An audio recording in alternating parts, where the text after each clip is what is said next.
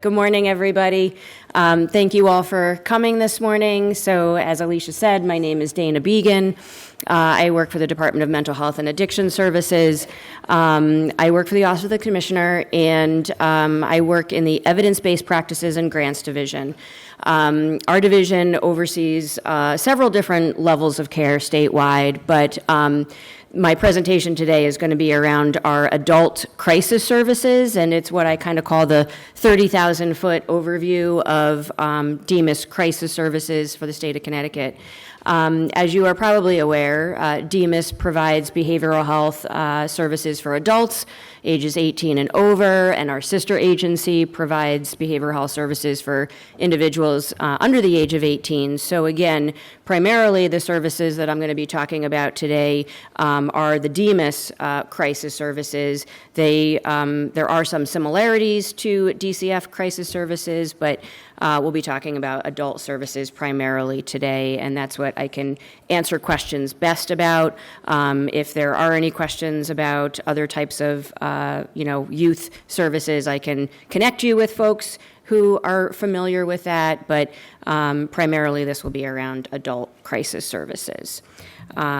So, when we talk about the crisis continuum, there are really three main components of our crisis care system. And I'm going to talk about each one of these in a bit more detail, but the first one is someone to talk to. So who's at the other end of a phone? If I want to call somebody, who can I talk to? The second is someone to respond. So someone who I might need to come to where I am at and see me face to face. That's the someone to respond.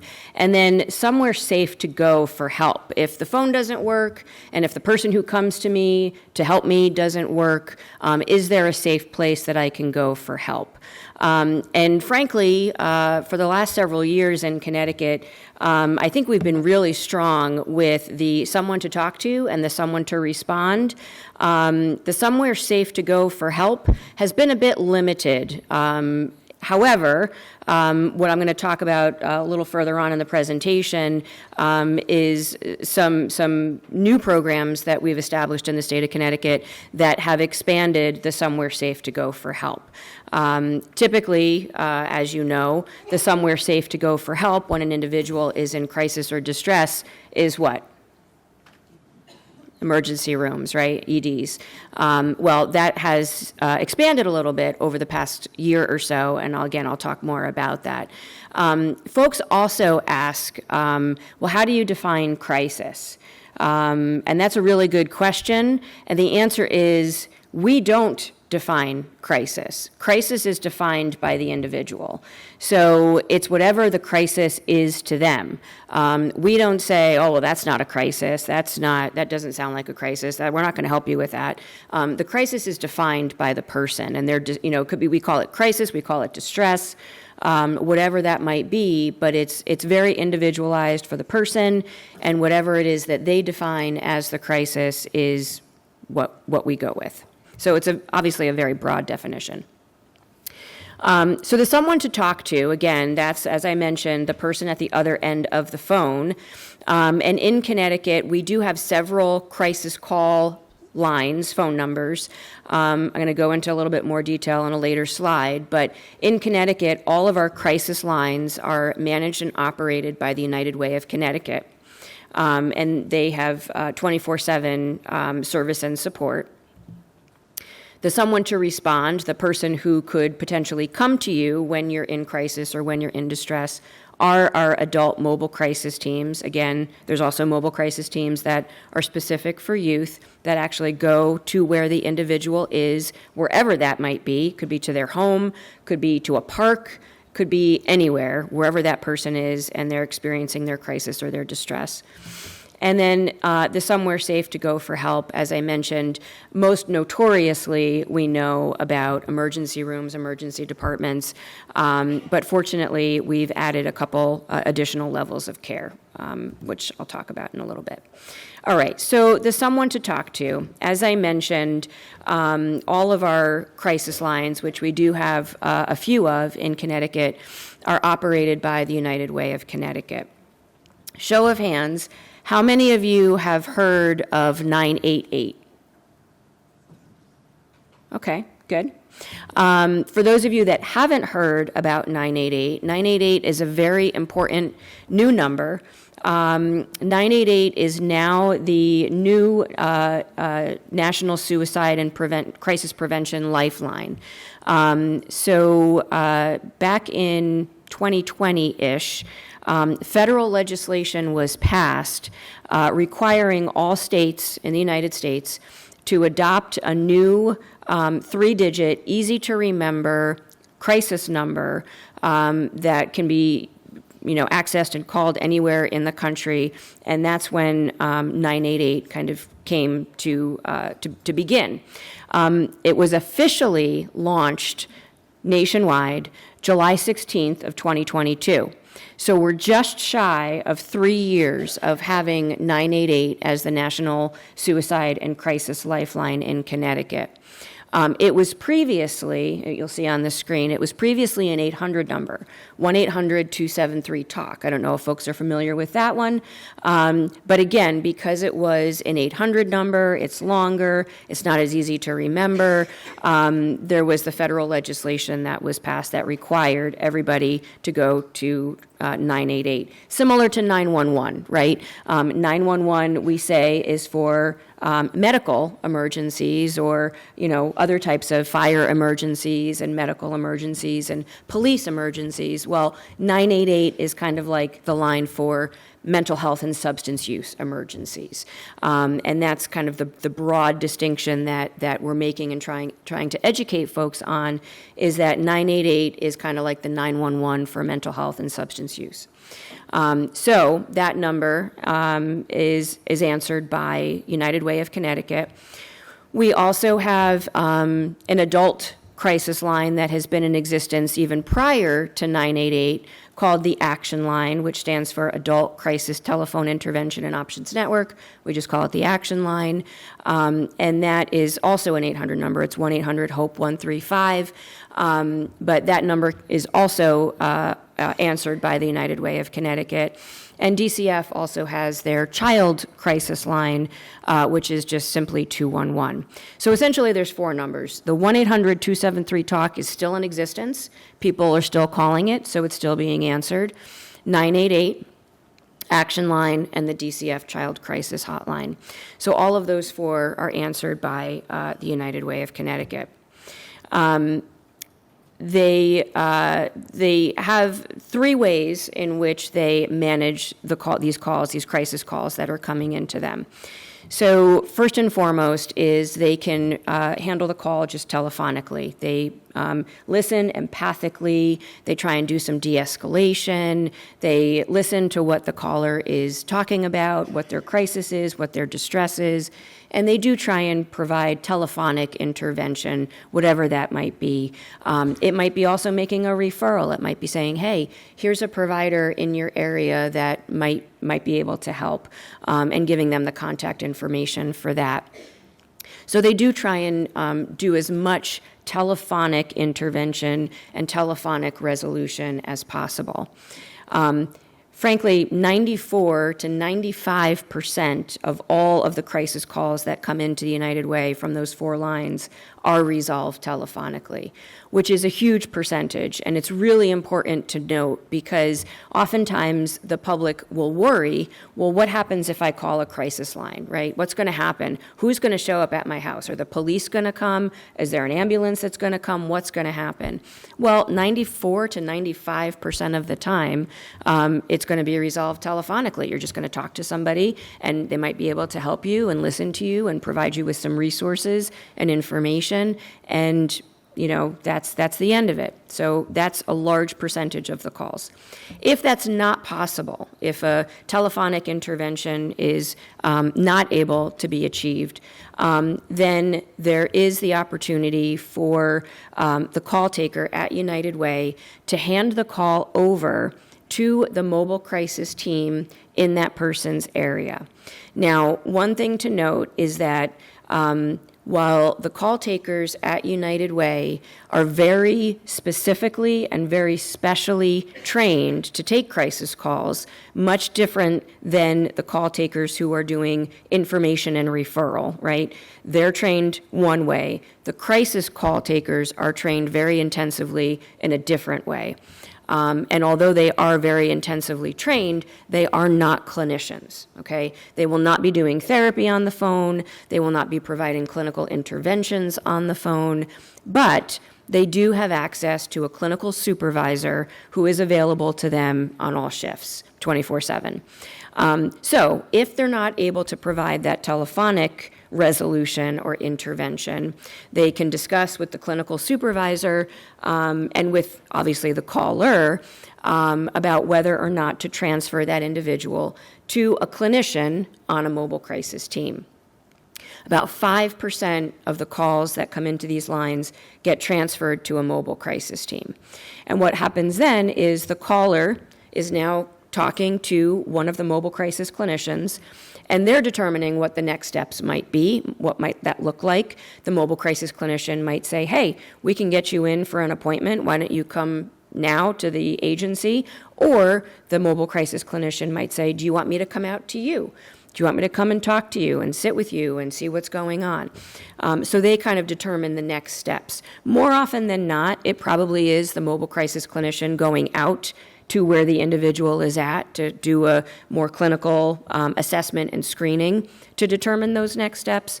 But there are other options in that situation. So again, about 5% of crisis calls result in that mobile crisis involvement and interaction.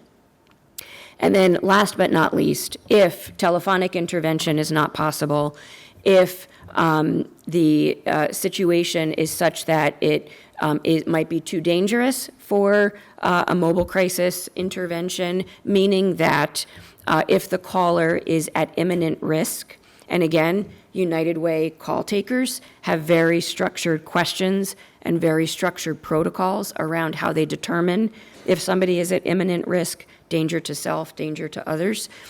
If it is determined that this person is at imminent risk, then United Way does do what they call an active rescue, which is essentially calling 911 and saying, we need, police, fire, ambulance dispatch to this person's location because they're not safe right now.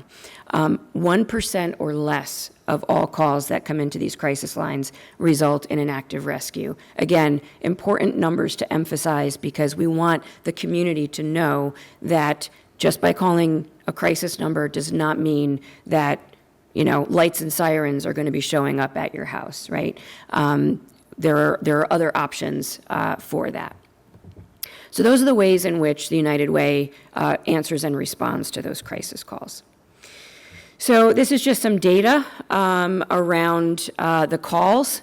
So as you can see, there's some pretty significant numbers. This data is as of November of 24. And these numbers continue to gradually increase. So in the first table, those are the total calls handled. And you can see, for example, in November of 24, 988 for that month had about 4,200 calls just to 988, just for that month. Our adult line, our adult crisis line, the action line, had almost 6,000, 5,700. The child crisis line, 211, gets approximately 1,000 calls a month, and that's pretty standard. It doesn't really fluctuate too much. It usually stays around 1,000 calls per month. So we're looking at anywhere from 10,000 to 12,000 calls per month that are coming into these crisis lines. So again, if you think back to these percentages, a 95% telephonic resolution rate of 10 to 12,000 calls per month is pretty good numbers. Average speed to answer for 988 is about 5 seconds. The action line is anywhere around 35 to 40 seconds. And the average, you can see the average handle time as well. They're all pretty consistent, 10, 12, 15 minutes around there for the average handle time, the amount of time that a caller is on the phone with the call taker. So messaging to share is that there's really no wrong door in Connecticut in terms of phone numbers to call for help, right? 988, the 1-800-273-TALK, action line, 211, whatever it might be, any of those numbers will get an individual the help that they need. So all of those numbers will work. Okay, so someone to respond. So as I mentioned, DMHAS has, thank you. DMHAS has adult mobile crisis teams, and DCF also has their child mobile crisis teams.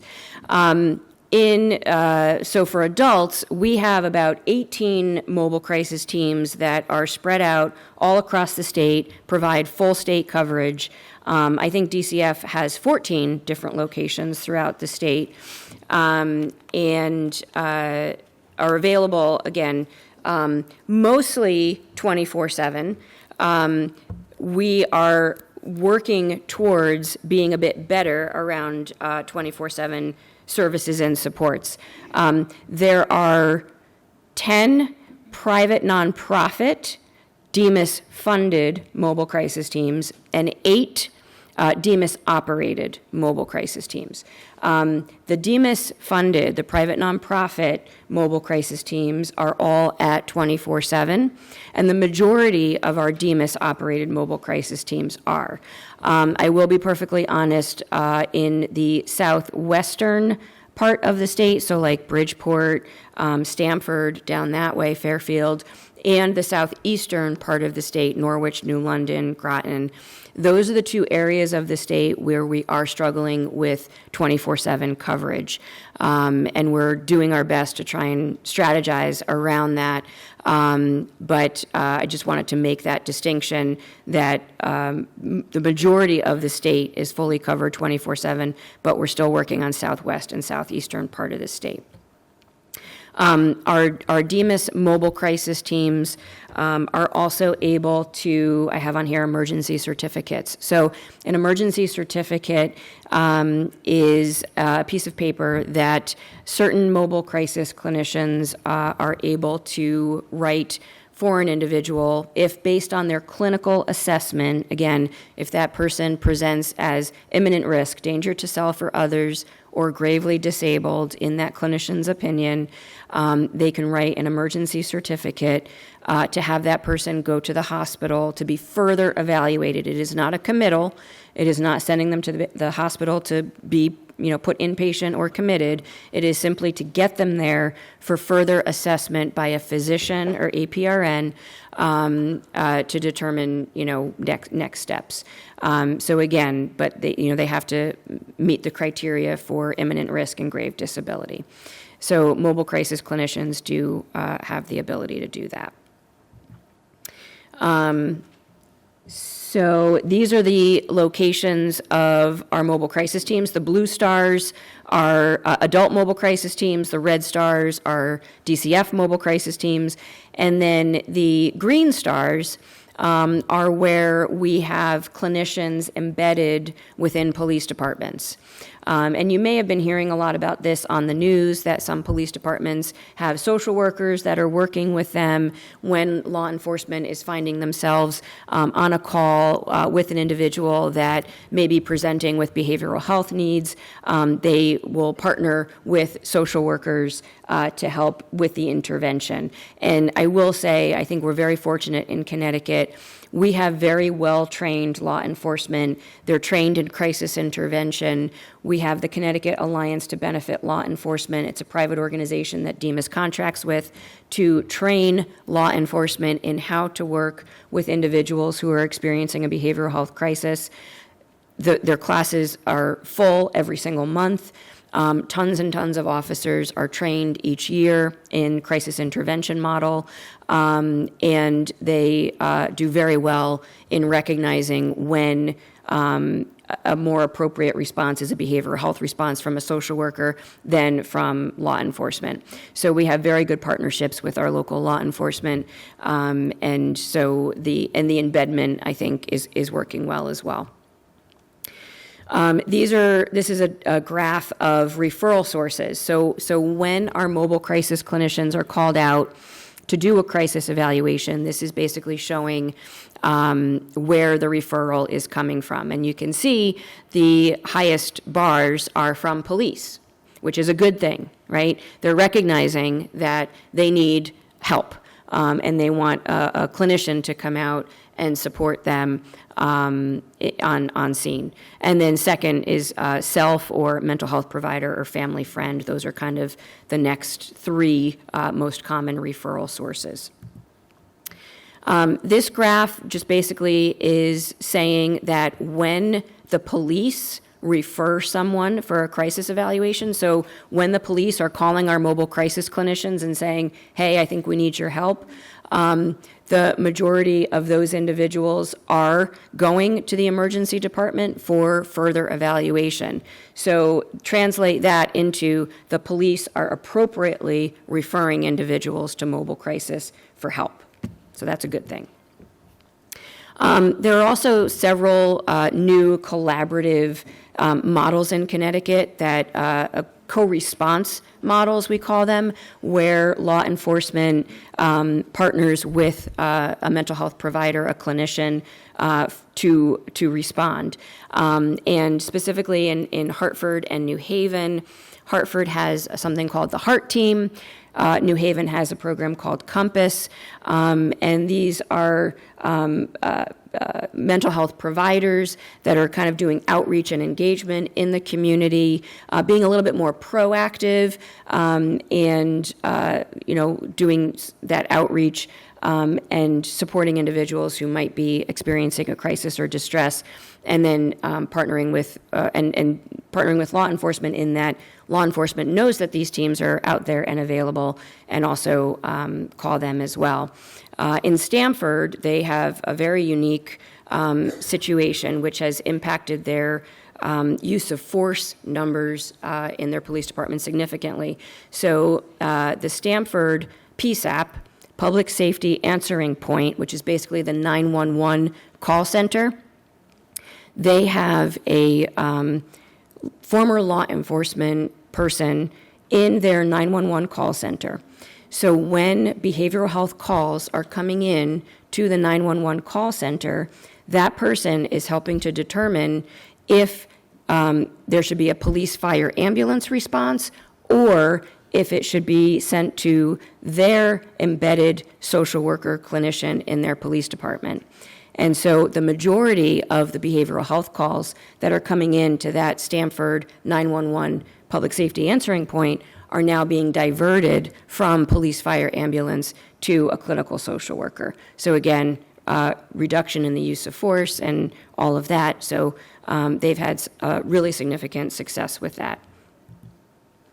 Okay, so finally, the somewhere safe to go for help. In Connecticut, we have, this is, I'm getting ahead of myself. This is a table that shows in 1 month of August of 2022, the emergency department visit report. So throughout all of Connecticut, there were 3,295 emergency department visits just for individuals experiencing suicidal ideation and self-harm. That's a lot of visits, over 3,000 visits in just 1 month for suicidal ideation and self-harm. That doesn't include psychosis, that doesn't include other behavioral health reasons or conditions. So this is just kind of emphasize that our emergency departments are getting filled with individuals experiencing a behavioral health crisis, and we need to have other options other than the emergency department. So one of our other options in Connecticut is that we do have crisis respite programs.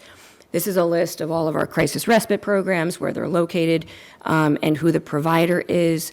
And again, crisis respite programs can be a wonderful option. They're shorter term. They're anywhere from around 14 to 28 days.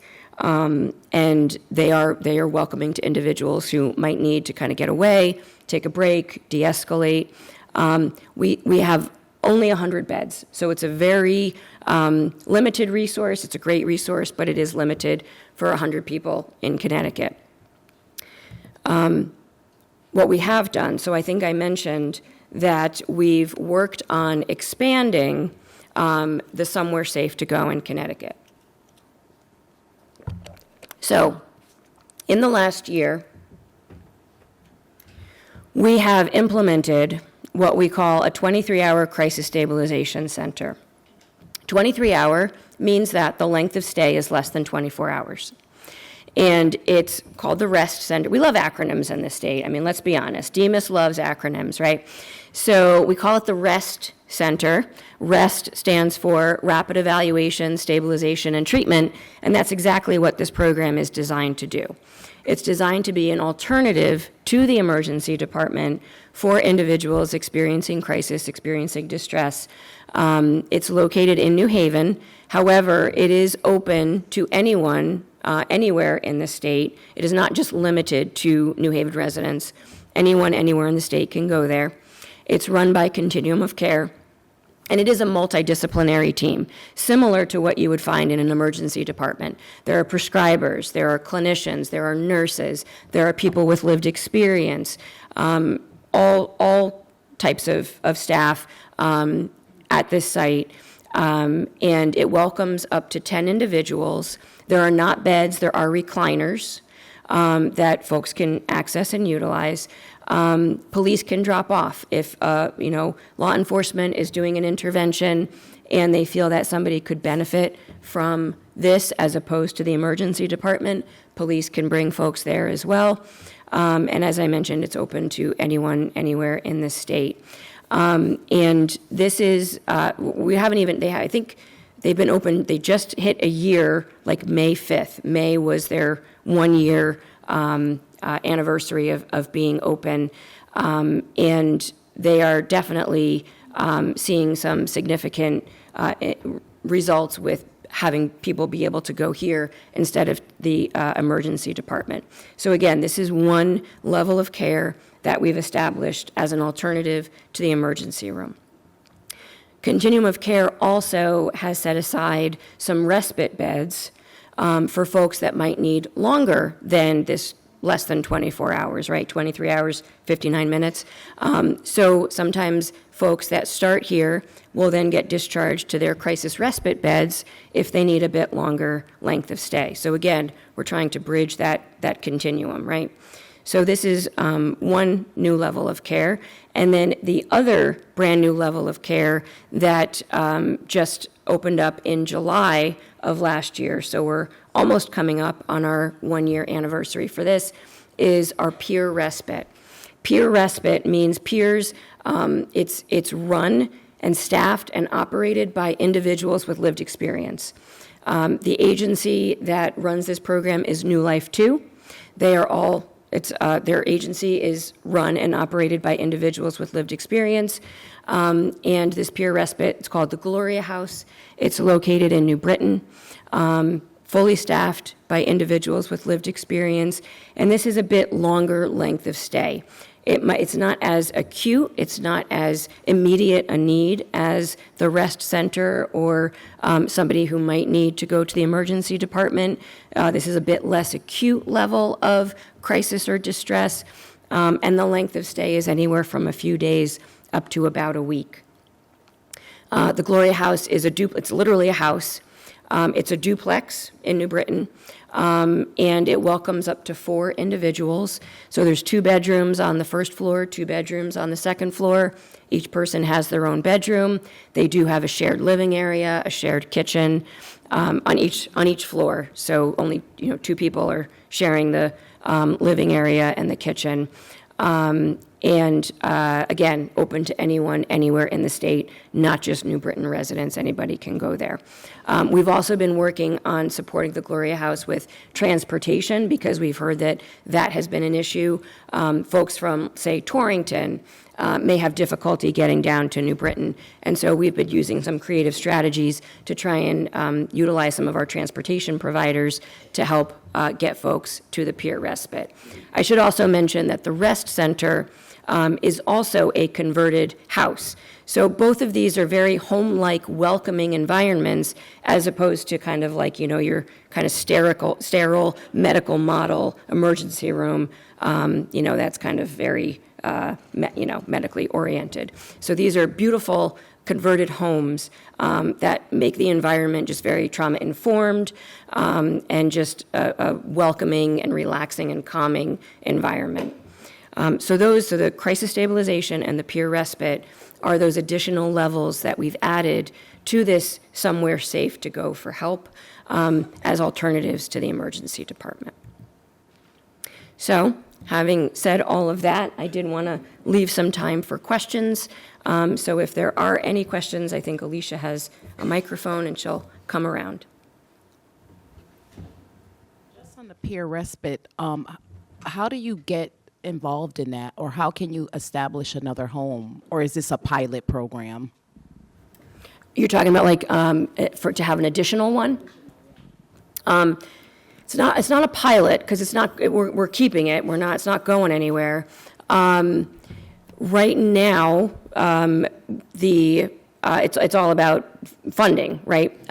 So what we're hoping with both the Rest Center and the peer respite, we actually have to submit, DMHAS has to submit a report to the legislature around, specific to the peer respite mostly, around what we're finding, some data, just information about, because this is brand new, right? Connecticut's never had one.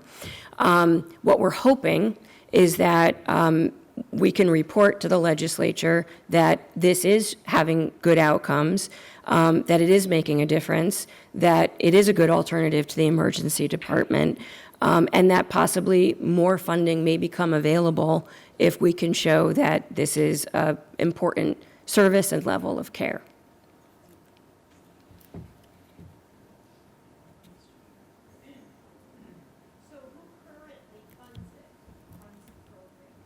It's a combination of federal and state funding.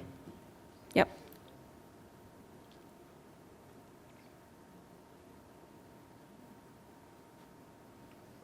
I guess I just did too good of a job. There's no questions.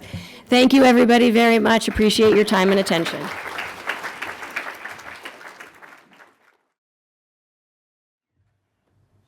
Good morning, everyone. I'm Amy Dumont from DMHAS. I oversee the nursing home diversion program and senior outreach. We have today with us Matthew Pizzato, a gentleman with lived experience who's living at Fernwood Rest Home. He's here today supported by the staff from McCall up in Torrington. And I'd like to have him come up and talk about his experience living at Fernwood and how that's helped him in his journey.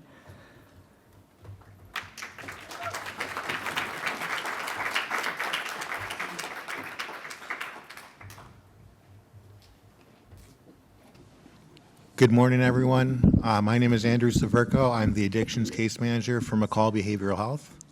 Matthew has been a client of mine for about 4 months now, and we're both grateful for the opportunity to talk about his experience and his progress on his journey. So thank you for being here.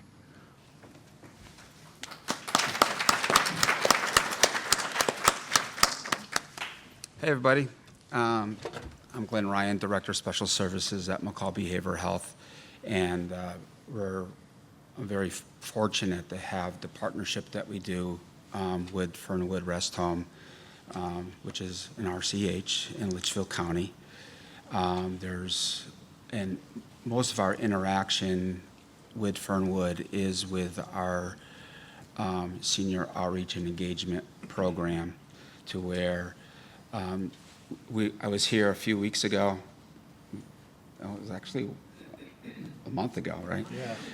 We spoke of a person that was told his story, and he was homeless and living in a tent, and with significant mental health and medical issues. And we were fortunate to have the opportunity to provide support for him. And then he ended up getting into an RCH, and we just saw him this past week. He's doing fantastic, and he really loved speaking in front of all of you and telling his story and how the recovery care home, with partnership with senior outreach and engagement, enhanced his care and well-being. With Matthew's story is that in conjunction being at Fernwood regularly, they suggested that Matthew would be a good fit for us in hooking up with added recovery support with Andrew, and also getting him into our outpatient program. He does a relapse prevention group, and he's already connected with the mental health, Western Connecticut Mental Health Authority, which he has support through them. So in conjunction of his living at Fernwood, we were able to provide him outside recovery support. So without further ado, Matthew's gonna tell you a little bit about himself and his story.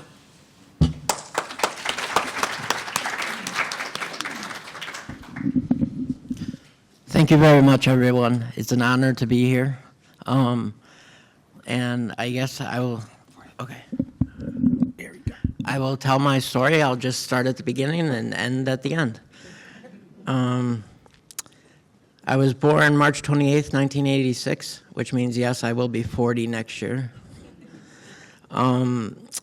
So I started dealing with mental health early in my life. My father was very verbal and mentally abusive. I think I started counseling when I was about 12 years old. I was also, at 9 months old, I was diagnosed with Crohn's disease, which is a struggle. And so I went from group home to group home, and then I ended up living at my father's house. And again, he was being very abusive, but physically this time. So unfortunately to say, I knew how to work the system. So I went to the ED on suicidal ideations, and they found me Fernwood, which everyone agreed would be good for me because it's here in Torrington. I grew up in the Vernon, Manchester area, and everybody thought I was far enough away from my father so he couldn't find me. And so mental health and substance abuse has played a big part in my life. I started using when I was about 18 or 19 with crack cocaine. I was inpatient, and I went to an outpatient program called River East, and I met some people there and some, recovering drug addicts, and we all decided to hang out, and that's how I got started on my addiction with drugs. I also have dealt with it with family members. My older sister was living at my father's house at one point too, and she was using cocaine, and my father had kicked her out. So I was in high school at the time. I had a license. I would go to her apartment after school, and I was helping her pack. I was writing her college papers for her, and just, trying to take as best care of her as I could at the time. She was using quite a bit of cocaine, and every morning before I left for school, I had to put my hand under her nose to make sure she was still breathing because she would use so much cocaine during the day, and then at night she would take so many sleeping pills to be able to sleep that it just worried me greatly. And then, let's see, I was living with a family in Stafford after that, and unfortunately, I couldn't stay at that house any longer, and I'm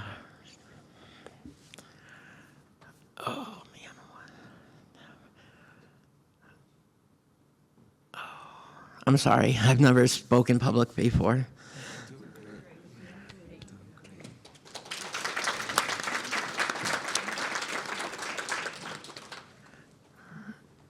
So again, I went inpatient and met some more people who were, drug addicts and things like that. And okay, now I remember where I was going with that.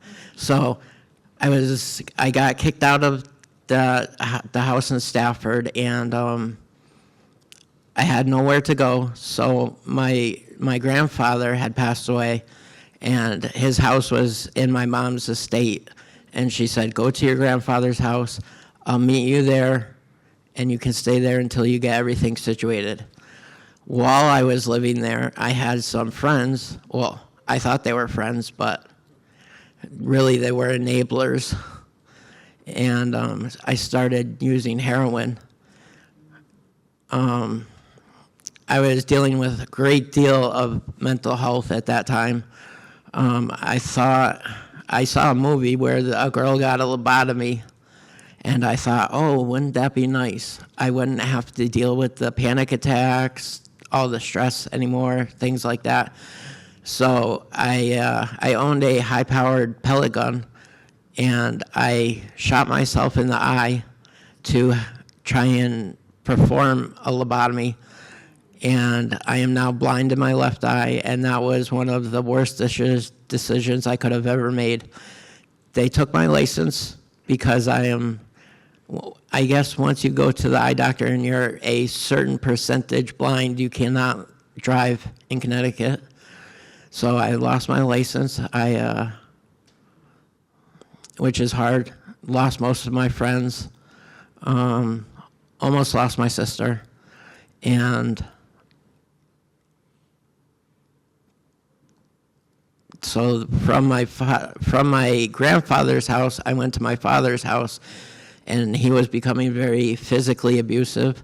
And like I said, unfortunately, I knew how to work the system in Connecticut, and I went to the ED, and I was committed to the Adult Behavioral Health Unit at Rockville Hospital, and working with my conservator and the staff at Rockville Hospital, they found me Fernwood Rest Home to live at. And while I'm there, I've been clean and sober since August of last year.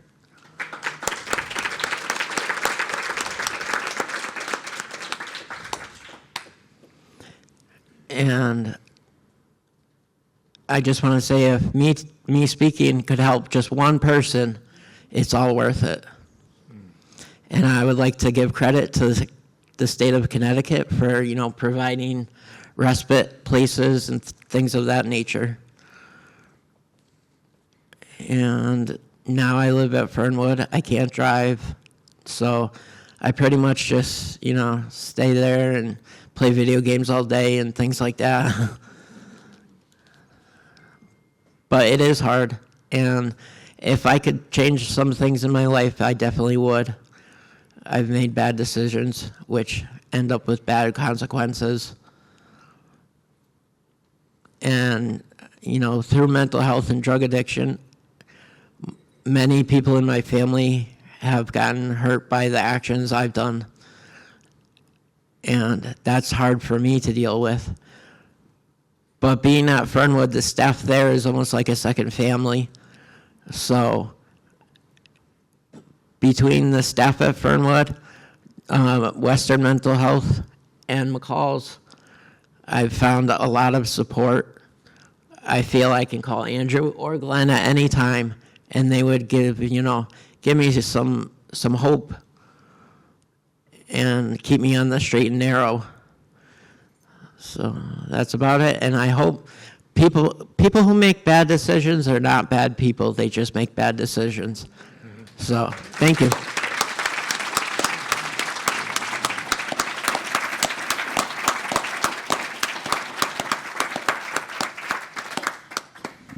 Well, that was awesome. Great. Thank you so much, Matt. His story is inspirational.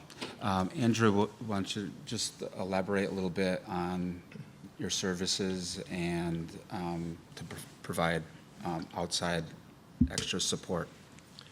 Hello again, everyone. Hello again, everyone. In my time working with Matthew, we were able to connect him with McCall Outpatient, which is an additional outside support. We've also been able to connect him with added recovery support. You know, when I met Matthew, he didn't have much of a sober network, but we've been able to connect him with outside meetings, with other people who have been through similar experiences, so that, you know, like you said, you know, not just myself and Glenn, but you have a lot of people that you can call, and they'll offer you that hope and that support. You know, Matthew, your story is very inspirational about your experiences and how you've been able to transform that into a positive, you know, lived life experience. You know, thank you very much for sharing with us this morning. Thank you, everyone. I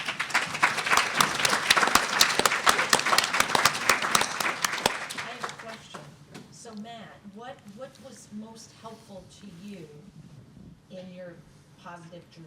So what things helped you? What would you recommend? Really, the biggest things that helped me during my story were family members and outside sources of positive reinforcement. My mom, I put her through a lot, but she's done a lot for me. And then just people being able to talk to. I've used 211 before. I just found out about, 988 today. So I have used 211 before. I'd like to give credit to the officers and first responders of Vernon, Connecticut. You know, whenever things got too bad, they would come out and help me. And when I needed to go to the hospital, they would come out and take me there, and, you know, things would get solved little by little. And I think the biggest thing is outside sources. Someone to be able to talk to when you feel like you're in trouble. Mm.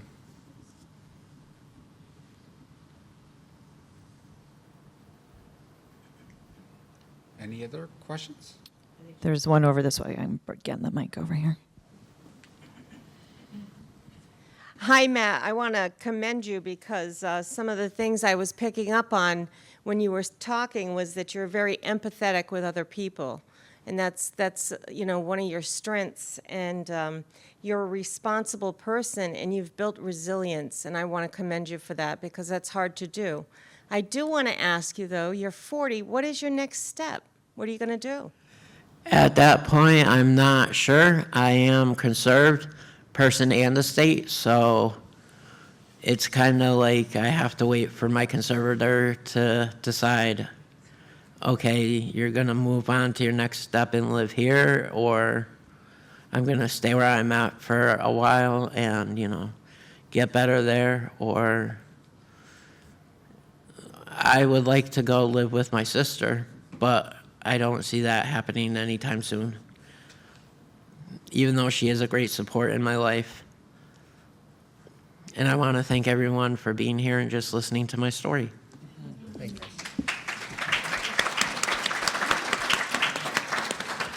Yeah, I just wanted to re-emphasize that, the importance of, number one, You've been fantastic in utilizing those supports that, that was presented to you. Yep.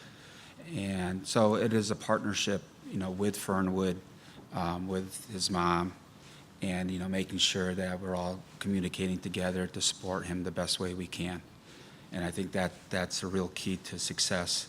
And, and he's been thriving at the recovery care home, and they took a chance on him. And so that's what, I guess, what this whole conference is about, and in utilizing the resources to support folks like Matthew.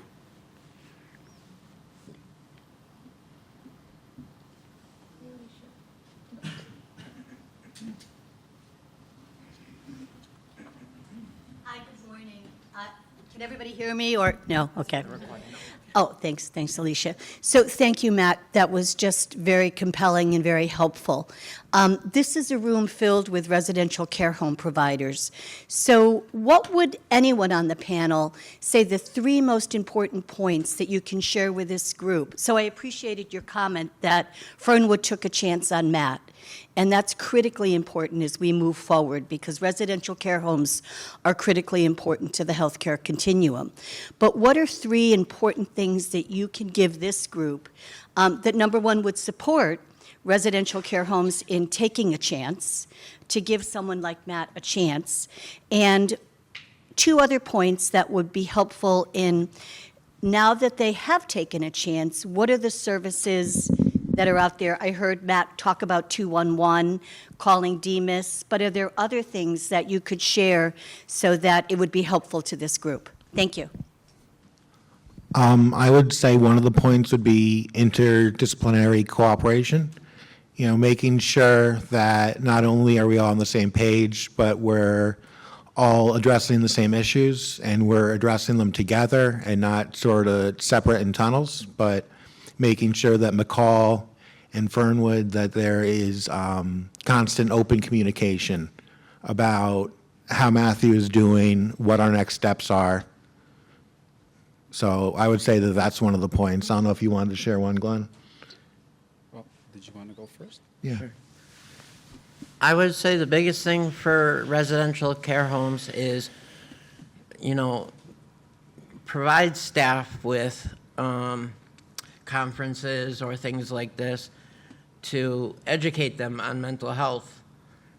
And just, if you are, already in the position where you have a residential care facility, just make sure you watch people's patterns. Because, once you're a drug user, you always have cravings. And if you can have somebody to help you through that, that's what really counts. Yeah. Matt, your story is really, really inspiring, actually, and very commendable. Thank you so much for sharing. Thank you. The last line which you said, right, in your speech, that people who make the bad decisions are not the bad people, right?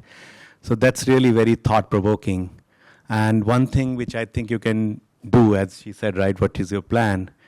It's like passing forward, right? You have come a long way. Yo. So in any residential care homes or group home settings, if there is anyone who needs help, right? So if it's okay with you, you can visit those places, share with them your experiences, right? How before and after, right? How does it feel? We have one resident with us. He attempted a suicide before he joined us. And he always shares his story that when he was not sober, he was drinking, and how his life was. And now he has come a long way, and he tells others not to smoke, not to drink. And he was like, when I was drinking, I was caught stealing money from my dad's store. He always shared that story. He's schizophrenic. Mm-hmm. But I think that's one of the ways which will feel good, and also giving back to the community, and it will be very helpful. But thank you so much for sharing. It's really, really inspiring. Thank you.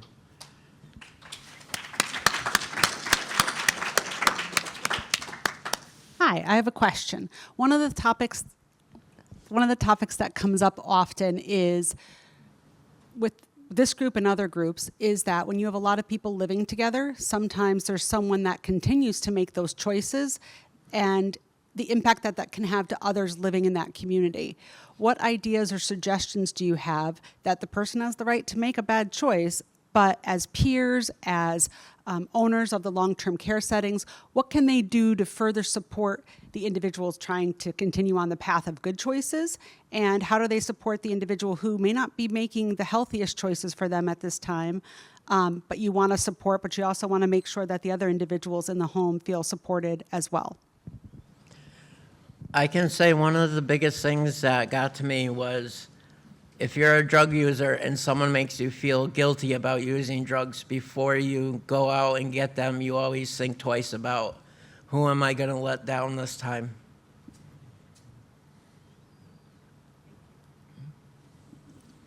Yeah, I think it's important to create culture within the recovery care home that, recovery is possible. As what Fernwood did, they were open arms. Well, they really wanted us also to come in and help provide that culture, within their community. And it took to be honest, it took a while, but one positive person coming in leads to another, and then to another. And there obviously there's going to be a push and a pull regarding some of the individuals are not invested in their own recovery yet, and being at the home. It's a constant message that you don't want. I believe that I put myself into a recovery care home shoes is to provide the opportunity, instead of just laying out consequences with their behavior, by Fernwood offering, there's avenues for you for help. And obviously, if there's consequences that'll lay down the road as far as their ongoing behavior goes, there's also a message is like, if you choose to go this route though, and here's these people that can help you, you can avoid these consequences and work towards a better culture within the recovery care home. So it's not just like punitive to where these are the consequences, what happens. At least you're also providing an avenue and an opportunity for them to be successful. And I think in your heart, you'll feel a lot better knowing that you also provided the opportunity for success. At the same time, there is also a need for accountability just for the safety of others within the recovery care home. So I think having that type of culture will go a long ways.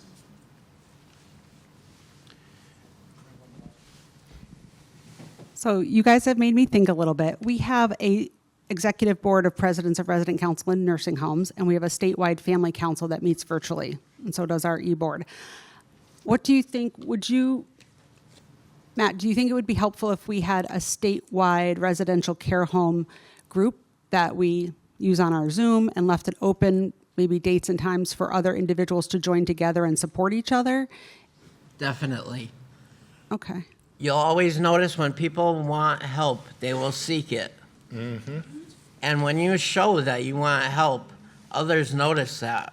And they try to, provide avenues for you to go down to get that help. Great. Thank you. One last question here in the back.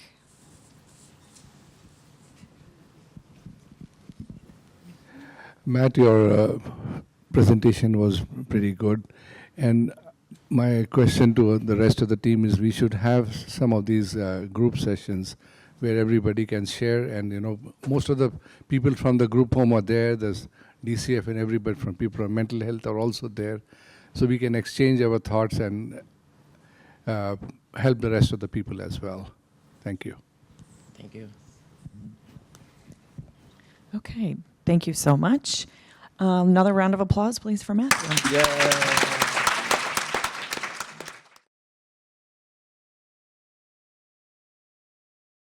Thank you all for having me. Can you hear me okay? Yeah. Okay, perfect. My name is Stephanie Baker. I'm with Centrix Advisors. I'm a quality improvement manager there, and I've been lucky enough to work with DMHAS and the Department of Public Health on this toolkit that I'm going to be presenting on.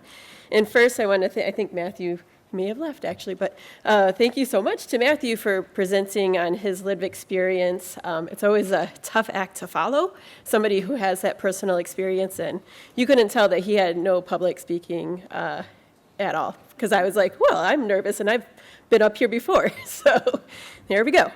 It's always a learning experience.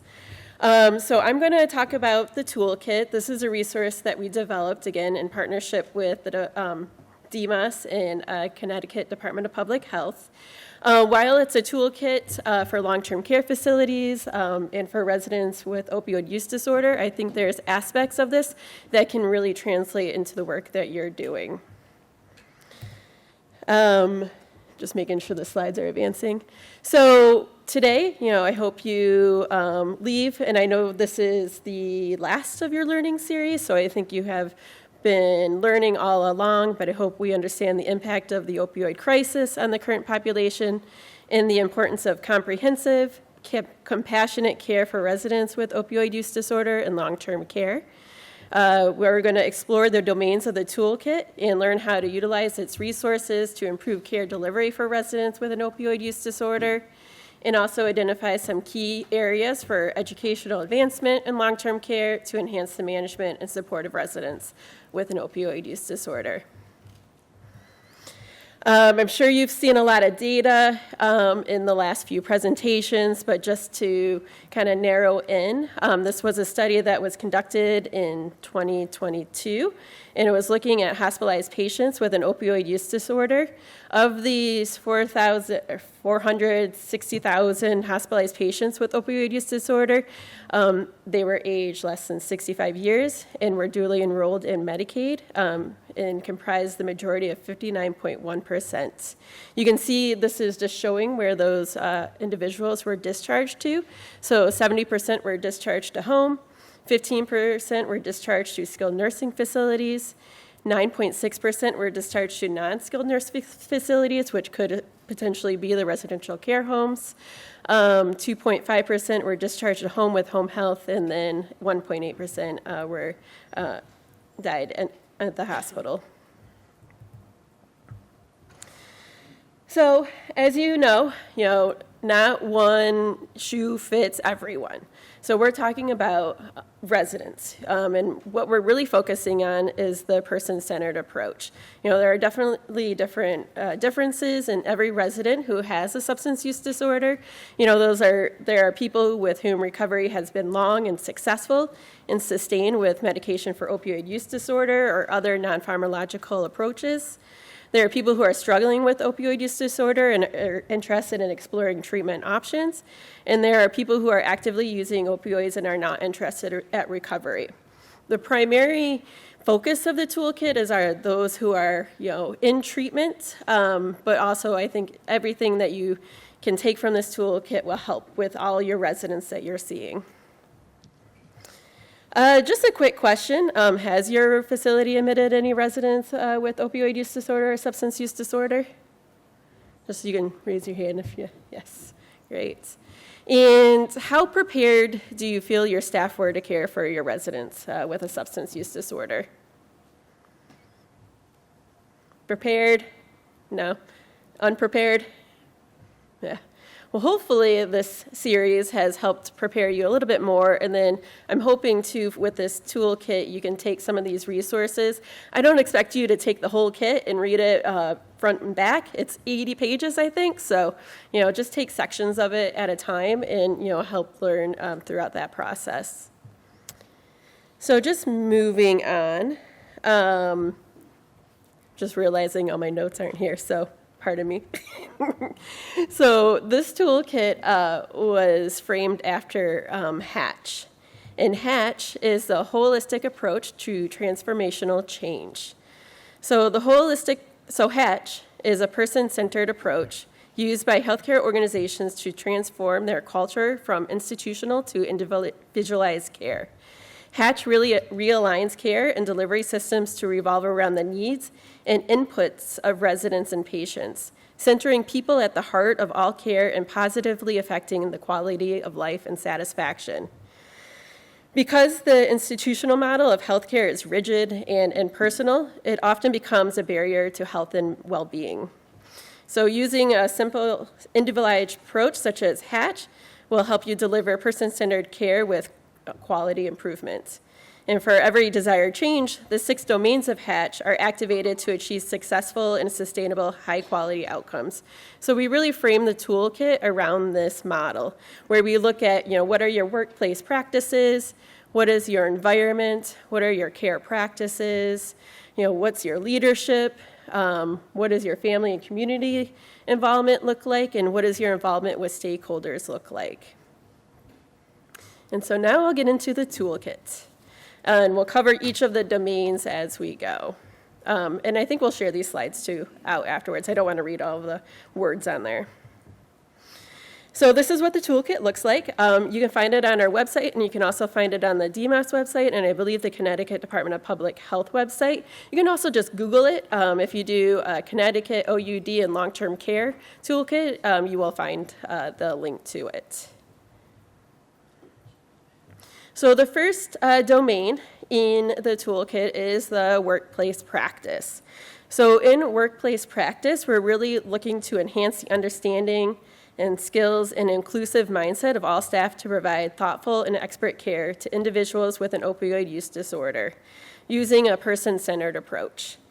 So in this domain, we're hoping you can pull from the kit itself, employing specific strategies for recruiting and onboarding new staff and doing ongoing training around substance use disorder or opioid use disorder.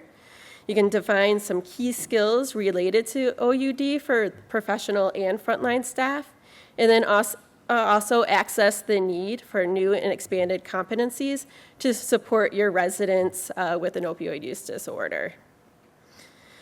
And this is just a snippet of something that's in the toolkit. It is really important to offer training around and addressing stigma and bias. This can affect care delivered to your residents, and so by making sure that your staff and your team is aware of what stigma and biases they have will really help your residents in the long term. And so this is just a little sample of, looking at avoiding stigmatizing language. And one thing that you could really do is encourage your staff to take a pledge to avoid using this language. Some examples are a person with opioid use disorder. Instead of saying opioid abuse, you say opioid use disorder. This is, neutral, it's non-judgmental language. There are several studies that compare abuser to use disorder, and so really looking at, changing that language. Using risky, unhealthy, or heavy use, again, is non-judgmental. Person in recovery or person in long-term recovery, also, again, neutral, non-judgmental. Treatment or medication for addiction, adherent, non-adherent, so all of this language has been adapted from different sources. Boston Medical Center and also Shatterproof is a great resource as well that has a lot of information on avoiding stigma and bias. And there are websites there, but I don't think you can see them.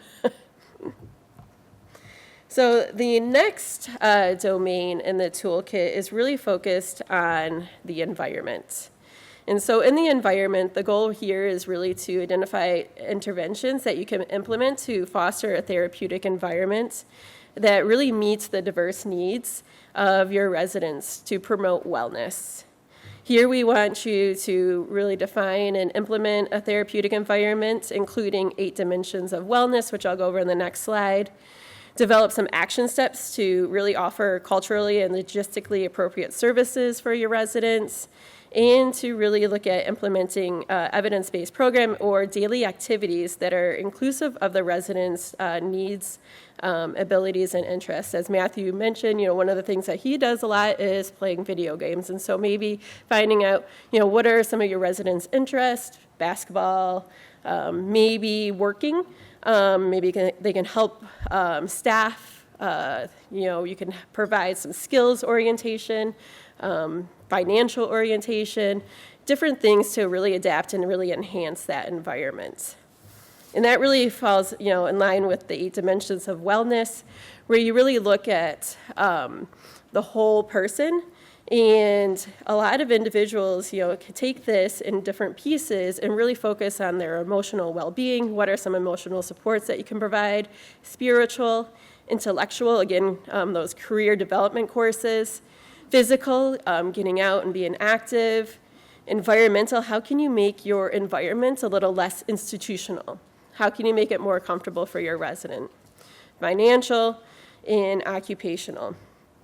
As well as social, I think we mentioned, pulling in those peers to meet with one another. So having maybe a mutual help group come into your facility, or have your residents go out to it if you can provide transportation for that.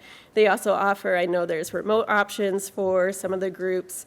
So there are different options to really look at somebody's whole self, and here are some of the good guidelines. And we have each of these broken down in the toolkit with some suggested resources or things that you can really implement. All right, moving right along. So domain 3 is really focused on care practices.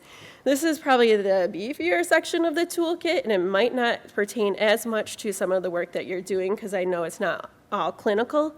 But here you can really look at understanding opioid use disorder, so educating your team on opioid use disorder as a chronic condition. It's not, it's not always a choice, and it's something that individuals have to really work on, and there's different stages of change, and we have all that information within this section. Looking at taking a trauma-informed approach, which I'll go over in a second. Harm reduction, what are some harm reduction strategies you can adopt in your facility? Does everyone have Narcan at your facility? If somebody leaves your facility, do you give them Narcan to take with them? So some different harm reduction approaches that you can really take. Talk about the medications for opioid use disorder as well. So what are some of the different medications that individuals may be on, and what are some of the ways to ensure those individuals are getting the medications that they need? It's no different than if somebody is diabetic. If you have diabetes, you need your insulin. And if you're, have a substance use disorder and you're on medications, you need to make sure you have access to your methadone or your Suboxone or whatever other medications you may be on. And then care planning we have throughout this toolkit as well. So just talking about, sitting down with the resident and talking about what's important to them, what do they need in their care plan. And we have some suggestions on how to do that and some different scenarios throughout as well.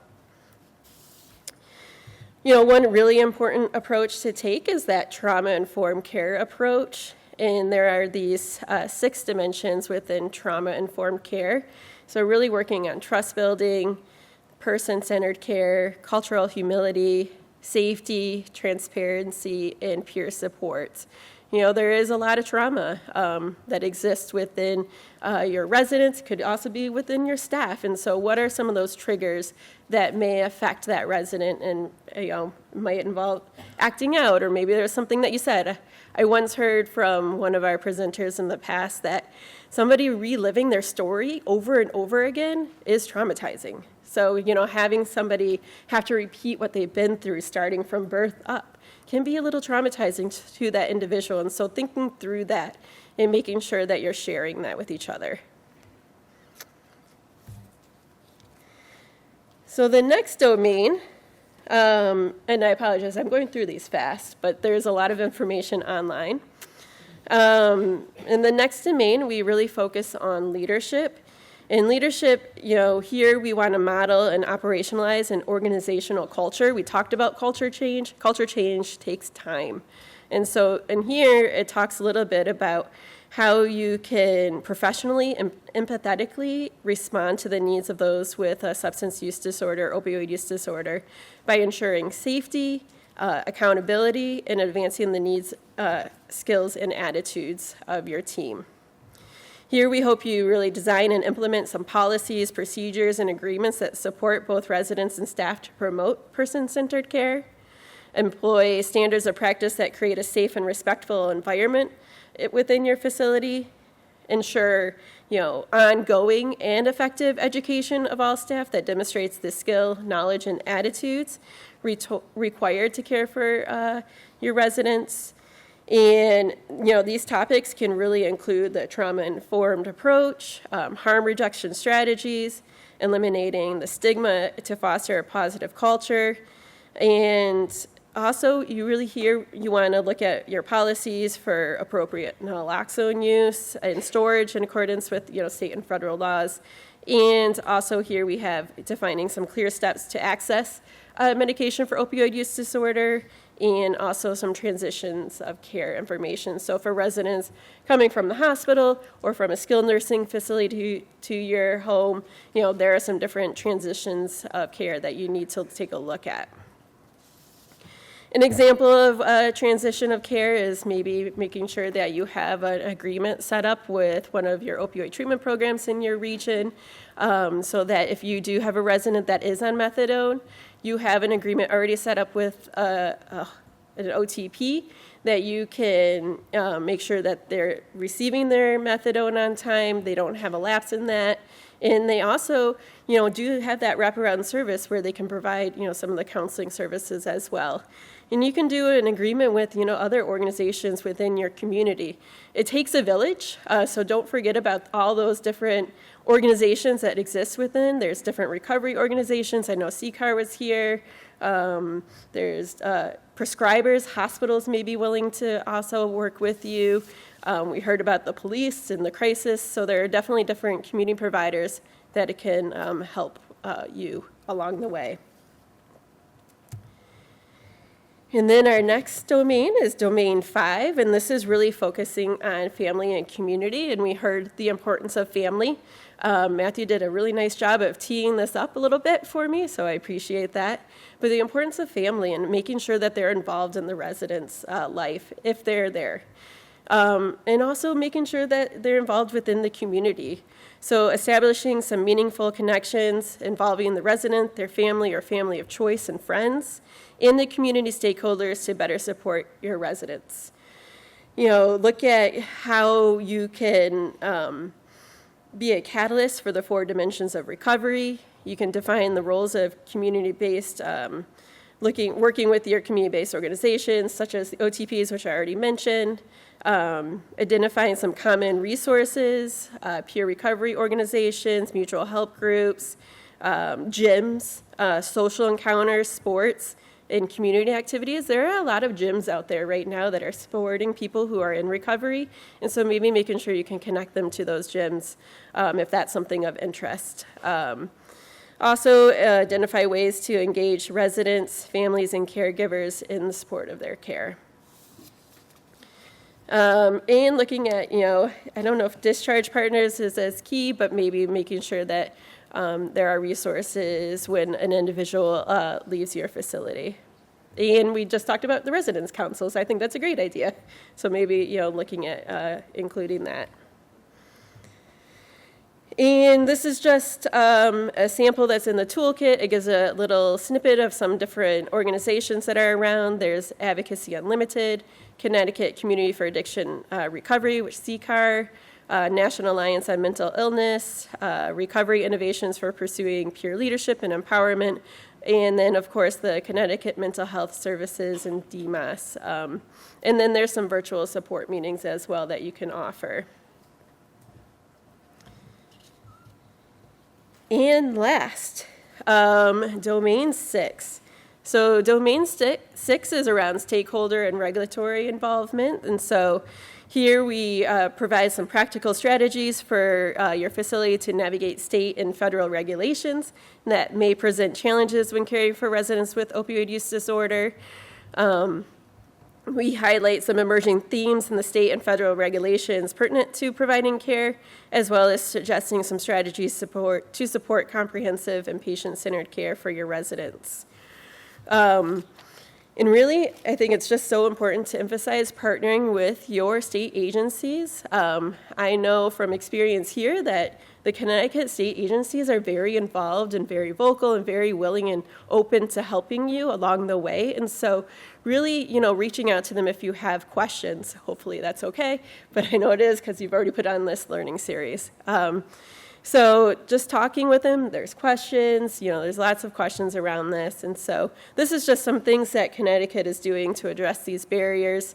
They have a SUD and long-term care work group that meets monthly, which really consists of providers across the continuum that are working to develop solutions to provide better care for individuals with substance use disorder. There's website information. There's information on websites. There's different OTP satellite locations at some of the skilled nursing facilities, and then some different activities that are ongoing as we go along. So there's a lot in this toolkit, and like I said, it's a bit long. It's around 80 pages, so you don't have to take it in all at once. I think take it snippet by snippet. We do have a checklist provided for each of the domains that we went through, and this is just an example of that. It kind of walks you through, what are some of the key resources in that domain that you can access, what are some, key things that you should take from this section, and then how to apply it as well. Additionally, we do have these companion education modules that are on a learning management system that you can access through the website. And we talk about co-occurring disorders, some de-escalation techniques.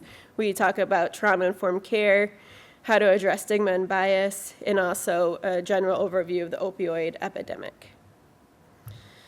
This is just a quick snapshot of the website, so you can just access one domain at a time, or you can download the whole toolkit at a time, whatever you would like to do to fit your needs.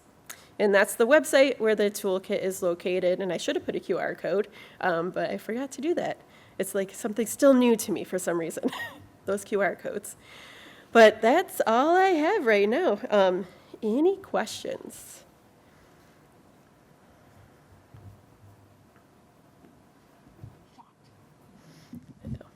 It's pretty straightforward. A lot of information there. We have a question over here. Hi, I just have more of a comment. My name is Kim, and I'm a diversion services social worker on the DMHAS team. Very proud. And I assist, I don't place, I assist folks in placements to RCHs in my territory. And I'm finding a lot of the RCHs in my territory, they'll say they want 2 years sober, either substance and or alcohol free. So that's an impediment I'm dealing with. Some will say case by case, and I think the longer I build my reputation as referring a client that is quote unquote a good fit. I don't want to say inappropriate, that's my pet peeve, but that's just kind of what I think we as case managers, me and Rachel at the table, certainly the nurses witness it, and Amy, our boss, witnesses it. But it's kind of tough because how do you get someone in the door of an RCH if they're saying 2 years free of substances? We're just not getting that kind of population. Mm-hmm. Our folks are getting older. They're still maybe playing around with the substances a little bit. They might have a history that looks scary on paper. I guess it's more of a statement of that's the barriers I think we're dealing with day to day when we're trying to assist in placement of folks into RCHs, and we have MFP involved, people from Yale involved. Yeah. We're filling out 6 applications for 6 RCHs, and they're like, no, they just won't be a good fit. And I understand, obviously, the RCH piece, because that's a big part of my job is to develop good, healthy working relationships, and I'm not in the business to burn an RCH. I guess it's more of just a statement, because you bring up a lot of good points, but I think breaking it down would be more helpful, like meeting more often with the soldiers of the RCHs, right. Not like the ones that own it, God bless you all for owning them, but the line staff, like what is harm reduction? Maybe someone's heard it, but they think it's, give them a free pass and let them do what they want. Right. And I think breaking it down into steps, and remember, guys, we offer a lot of free training. So I guess wanted to make that statement. Thank you. No, that's great. Thank you.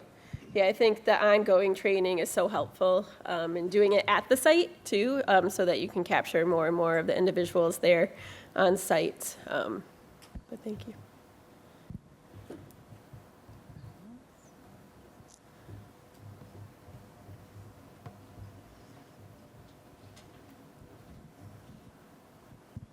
So we have an, we have an RCH in Hartford, and we do require 1 year clean in the community. And the reason we do that is because the area our RCH is a very high drug trafficking area. And if they're prone to relapse, this area, they will. And, you know, it's our way of protecting that resident as well as ourselves. But I think if they want more RCHs to take the chance on people like this, to be able to provide more supports to these facilities, you know, especially with high drug traffic areas. Yeah. And if we got more support for that, I think more RCHs would take a better chance as long as those supports were available. Because it seemed like Fernwood Rest Home had a lot of supports where, you know, as our areas, you know, we're still learning of those supports. And this forum has helped us learn a few more in our area. But I think if they want us to take those clients, they should really help us provide the support as well. Yeah. No, I definitely, and I think there's steps in place. Oh, back there. Yeah, I was going to say, I can't speak for.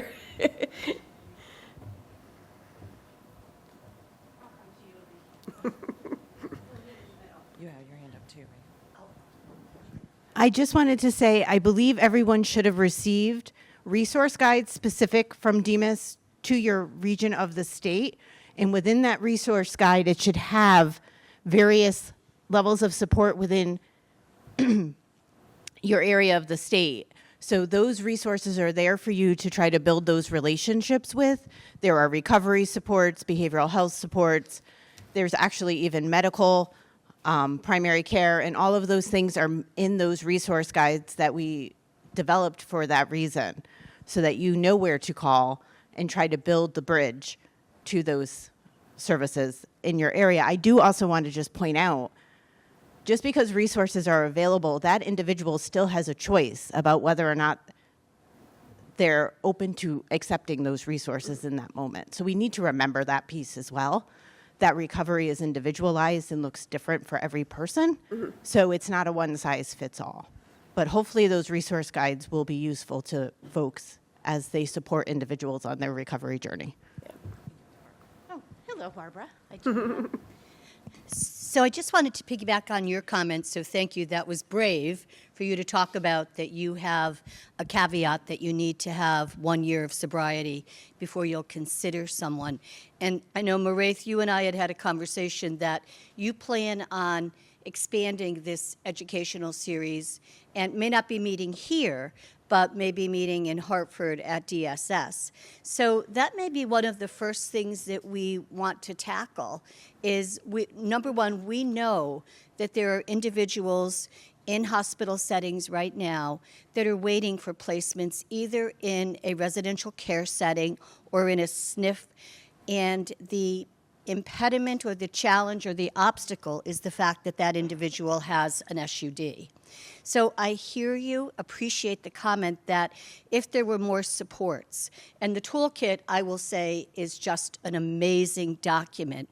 But as Gina has also said it's not a one-size-fits-all. So I think it would be helpful to understand what supports can we help you with as state agencies so that there will be an openness to maybe take a chance, or we have this wonderful toolkit that has resources in it, but is there more that you need? Staff training. Okay. You know, we had a case a couple of years ago where one of our residents was found deceased in the bathroom with overdose. So this is still new to our staff, but we're Can everyone hear on the other side of the room? So she's indicated that staff training is, here, and I'll bring this over to you.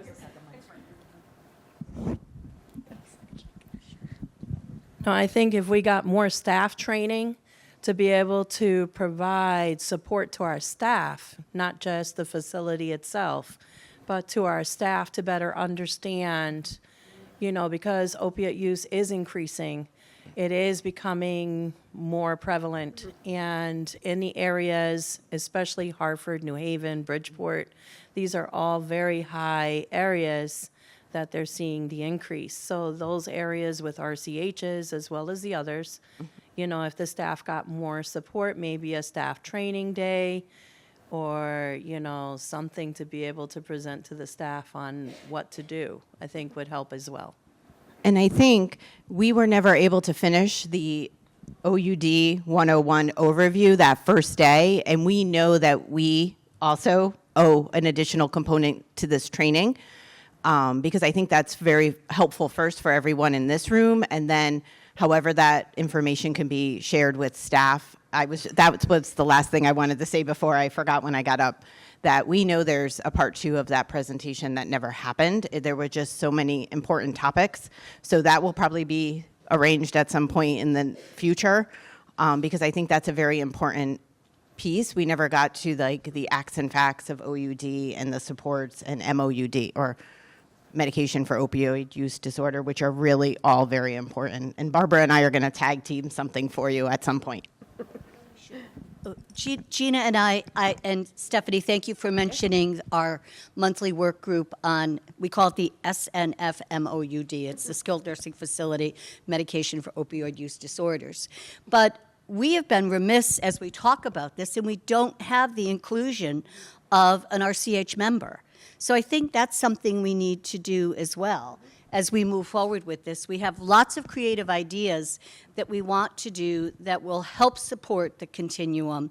And I think the first step we need to take is adding an RCH to that work group. So if anyone is interested, please reach out to us. And for the staff education piece, so what we hear often is it's really hard to get your team members to be able to attend something because you don't have that many team members, and if they're out of the building, they're not there. So I was going to say, if we did an education series virtually, would that make it easier for your team members to attend? Maybe we can record it or do it at different times so that you can do both. So we have some live questions. Does that sound like something people would? Amy?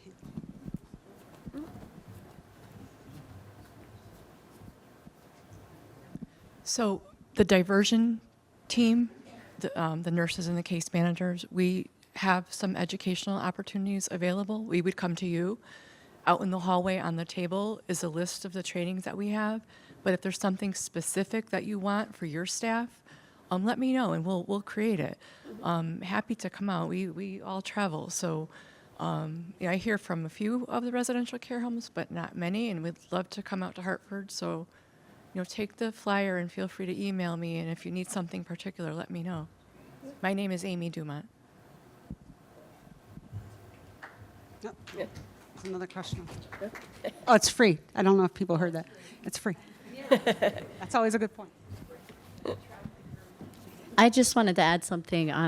I think when I look at a potential applicant to come to our place, and it's there's some red flags and some concerns. What really can help is if they have an active conservator, who's one person was borderline. I wasn't sure if we were going to take that person, but the conservator was like, listen, if they get in and they're absolutely miserable, we will help them find a way out to a more appropriate setting. I know you don't like the word appropriate, but for a setting that is better for them. So if there's some kind of working relationship where, there's an understanding that if we take this chance with this person and it goes south and turns the whole house upside down, is a threat to the residents, and they have a conservator that's willing to work on a different placement that's healthier for that person and everyone involved. I think that gives us a better, and my other, and I'm sure this will be shot down, but just an idea I had is,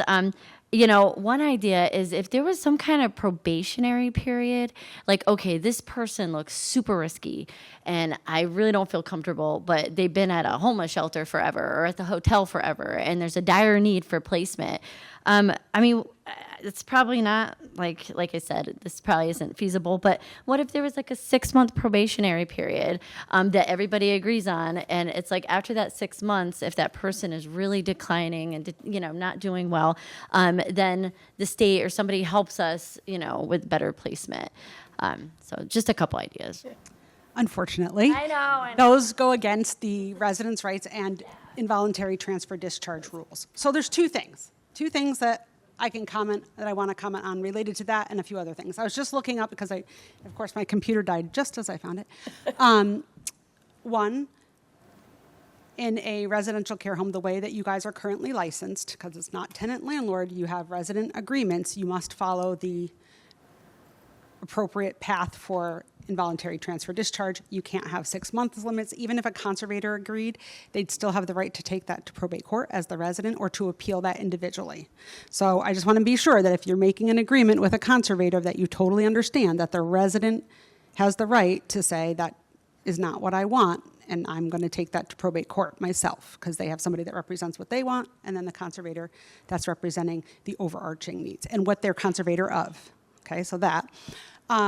I like the idea, though, of partnering, right? You do want to see it as a together, as a partnership, as talking to them about natural consequences. If your behaviors escalate, and if there's issues, or not even behaviors, if there's an escalation in the way that you're responding to things, and you need to go out, or we feel you're a danger, these are the risks of that, right? So that's a natural consequence that I think everybody has.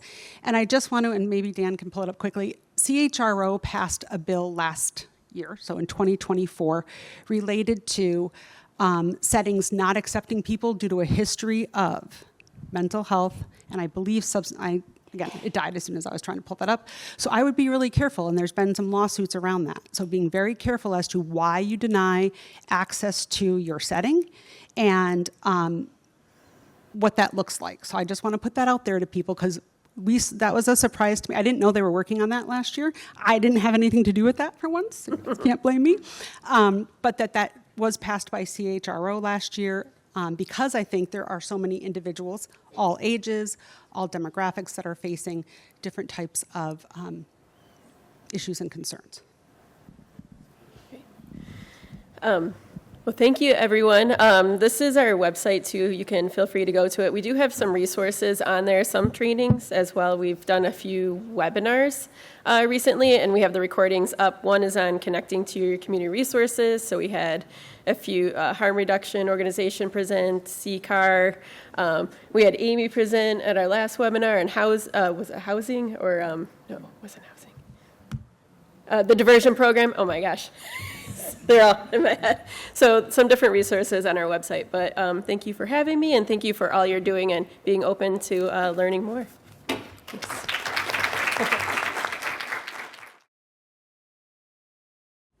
Good morning, everybody. Thank you for having me today. I'm very excited to be here to talk with you about palliative care and advanced directives, and kind of give a little bit of an introduction in how you all in your communities and who you see kind of make this part of your practice a little bit in considering some of these things for all of your populations. So I'm Karen Mulvihill. I am a nurse practitioner and director of palliative care at Nuvance Health, now affiliated with I don't know, it's some big thing now, I don't know, with Northwell.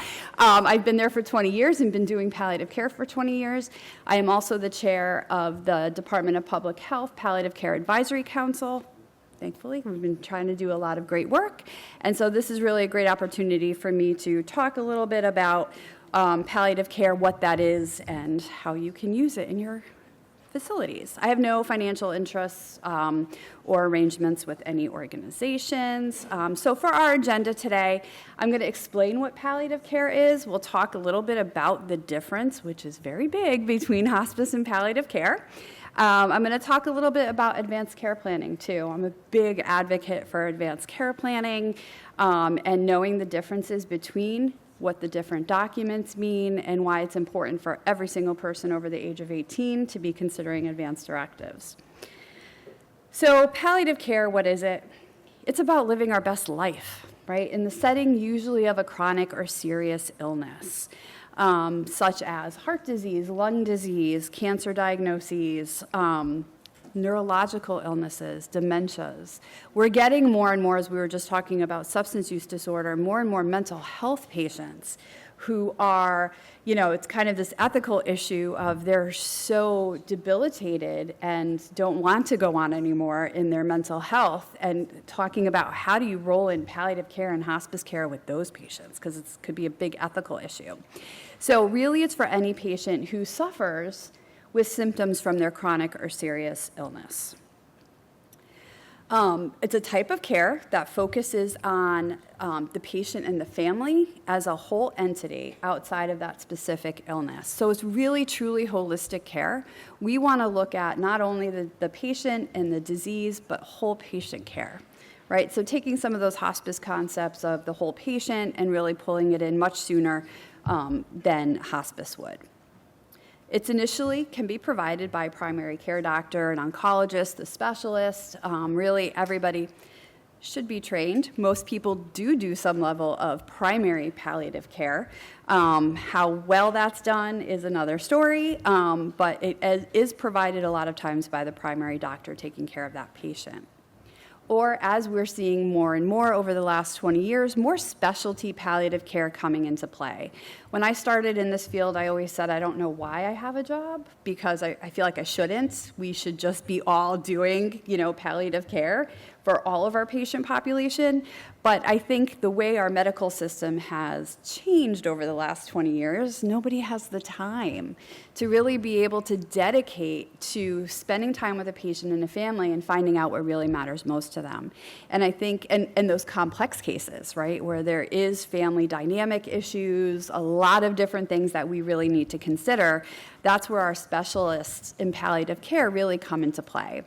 And in the state of Connecticut, as part of our role as an advisory council, did a survey to see what palliative care is available across the state of Connecticut. And thankfully, we know that all of our hospitals provide some level of consultative palliative care for inpatients. There are more and more outpatient palliative care programs being initiated across the state, whether it's through a hospice agency doing a further upstream kind of palliative care intervention, or it's through health systems where they have different clinics. I will say that cancer centers are required, if they're certified, to have palliative care available to their patients. That's kind of a no-brainer, right? We need to have those support systems for that complex illness. So I think you'll be seeing more and more availability of resources for palliative care in the communities as time goes on. Either way, we really focus on acute and chronic life-altering illnesses through symptom management and goals of care discussion. What really matters most to the patient and the family? What are their values? And how do you align their goals of care with what matters most to them? Focus on defining those values and giving them information and helping guide them on complex medical decision-making. I think the one theme with palliative care providers, and again, I've been doing this for 20 years, so I've met a lot of people over the years across the country, is that palliative care providers, it doesn't matter what the patient or family chooses, right? We're really there to give informed consent about their options in alignment with their values. And whichever way they choose, we're still going to walk with them through their journey. But we want to make sure they're fully informed and make a good decision. So palliative care, we kind of see it as a tree, an umbrella that really covers a lot of different things. So it really focuses on acute and chronic symptom management. So chronic, I'm sure we all kind of can understand when there's a COPD or heart failure or dementia, ALS, cancer. Acute is good for palliative, acute illness can be appropriate for palliative care. And one of the definitions is if the illness impacts their quality of life and or could result in death of that patient, regardless of the timeline. So something like a head and neck cancer patient, we see a lot of those, and a lot of them are curable. We love seeing them because the majority of our patients are not curable, and we're talking about hospice with them. And then we get these patients, we walk with them through their treatment journey, which is very difficult, and they're cured. And we still have patients that come back 10 years later and say, I'm still cancer-free, and I'm like, that's great, you know. So there are some acute illnesses that we're able to get involved with as well. And again, goals of care, values identification, and support. Expert symptom management in pain and symptom management, dyspnea, anxiety, whatever the symptoms are that patient is experiencing, it is likely that our specialized palliative care teams have something that we can do to help control those symptoms. And then most importantly, which I'm going to talk a little bit more about, is advanced care planning and really making sure that what matters most is documented in an appropriate way based on where they are in their illness trajectory. So who should we be considering for palliative care? So again, any patient with a chronic, progressive, life-limiting illness, patients with newly diagnosed life-threatening illnesses. I think I'm here today because of my, I have a strong feeling about making sure that patients in long-term care facilities have palliative care access, have advanced care planning, especially patients with dementia. Because once they lose their capacity to make decisions, we've lost our opportunity to really know what matters most to them. And conversations about what progressive dementia looks like, it just doesn't happen when they're diagnosed. And a lot of times they're diagnosed and they still have capacity to make their own medical decisions. So it's very important to know at the time of a diagnosis what kind of conversations to have, how to have those conversations without terrifying a patient and a family and thinking like, oh my gosh, what do you mean I'm dying of heart failure? Like, no, we're talking the future, you know, and how to kind of really approach that in a non-threatening, scary way for them. Patients requiring complex symptom management, so those that come along with a lot of symptoms or will be having symptoms in the future. I always use the example of ALS patients. I don't see a lot of them in our hospitals because their trajectory is known from day one of that diagnosis, what it is going to look like as they progress. So they prepare for it. And they either are, nope, hospital, ventilator, full 9 yards, or they're like, nope, I don't want to do that, home hospice when that time comes, and that's exactly what that plan is. When we don't have a definitive trajectory of illness, it can get a little complicated. So knowing how to manage those symptoms is very important, and easing the fear of, say, a patient with COPD or interstitial fibrosis, that we can help you with those symptoms of shortness of breath, and you don't need to be scared of that. There are things we can do, and here's the plan. Patients with complex medical situations and family needs that are complex, we do a lot of that. Helping families come to terms. We always hear, don't tell mom she has cancer, right? Well, mom has capacity and I have to, right? That's my obligation as a healthcare provider. But really walking through why it's important to involve everybody in this planning and helping them come to terms with what is going to happen in the future. Patients who could qualify for discharge to home or hospice or another institution for end-of-life care if it's consistent with their goals. So we do a lot of discharge planning with our patients and families on the inpatient side and in the community, whether it's a patient who now is failing in the community and we need to figure out where they're going to go for their next level of care. We all know there's financial issues around that, big-time financial issues, especially when it comes to hospice and end-of-life care. You can't just go to a facility. You can't just get into a hospice facility, right? We have very few of them in the state, but we know we can't just get into those either. So it can be quite complex and complicated to talk about what some of those options could be.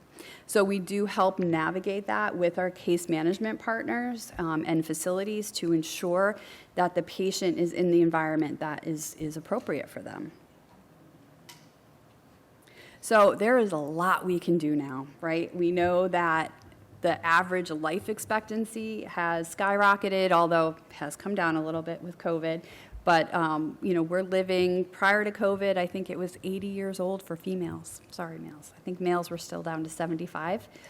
But that's a huge, huge advancement from earlier in the 1900s when you were lucky to make 50 because farm accidents, infection, sanitation, all those things that affect our life expectancy. So now there is so much that we can do to keep patients alive, but do they want that? And what does that look like for that specific patient? Really providing that patient-centered care to talk about, for you, with these illnesses, this is what being on a ventilator might look like. And is that still what you want to do? So just because we can does not mean that we should be doing some of these things. And that can be a really big challenge and can be challenging for a patient and or family to make a decision around treatment options when, say, the oncologist is saying, but I still have one more chemotherapy I can give you. You know, well, what's the cost of that chemotherapy on my quality of life, my time, in what matters most? So it's a lot of conversations that we have. And again, I kind of jumped ahead, sorry, but you know, if we maximize the medical treatments, what will that look like for that very specific patient?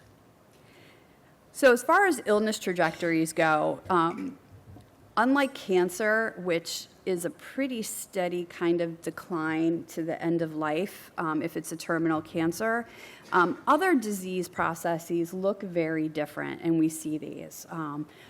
Most patients will die of a chronic illness and not of sudden death, where you're doing fine and it's a heart attack, it's an embolism, it's an accident, whatever it might be. What we see, and you all I'm sure see as well, is this kind of remission exacerbation, whether it's heart failure, COPD, they're doing okay, they have a hospitalization, they get out of the hospital, they're not quite back where they were before, and then this just continues to happen until most of the time, unfortunately, a hospitalization is when they die.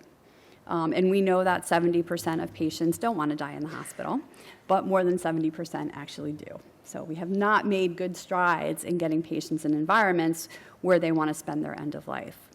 And then now, as our life expectancies are expanding so much, we have frailty and debility to deal with, right? And we're seeing a lot of those. I can't believe how many patients over 100 years old we've taken care of in palliative care.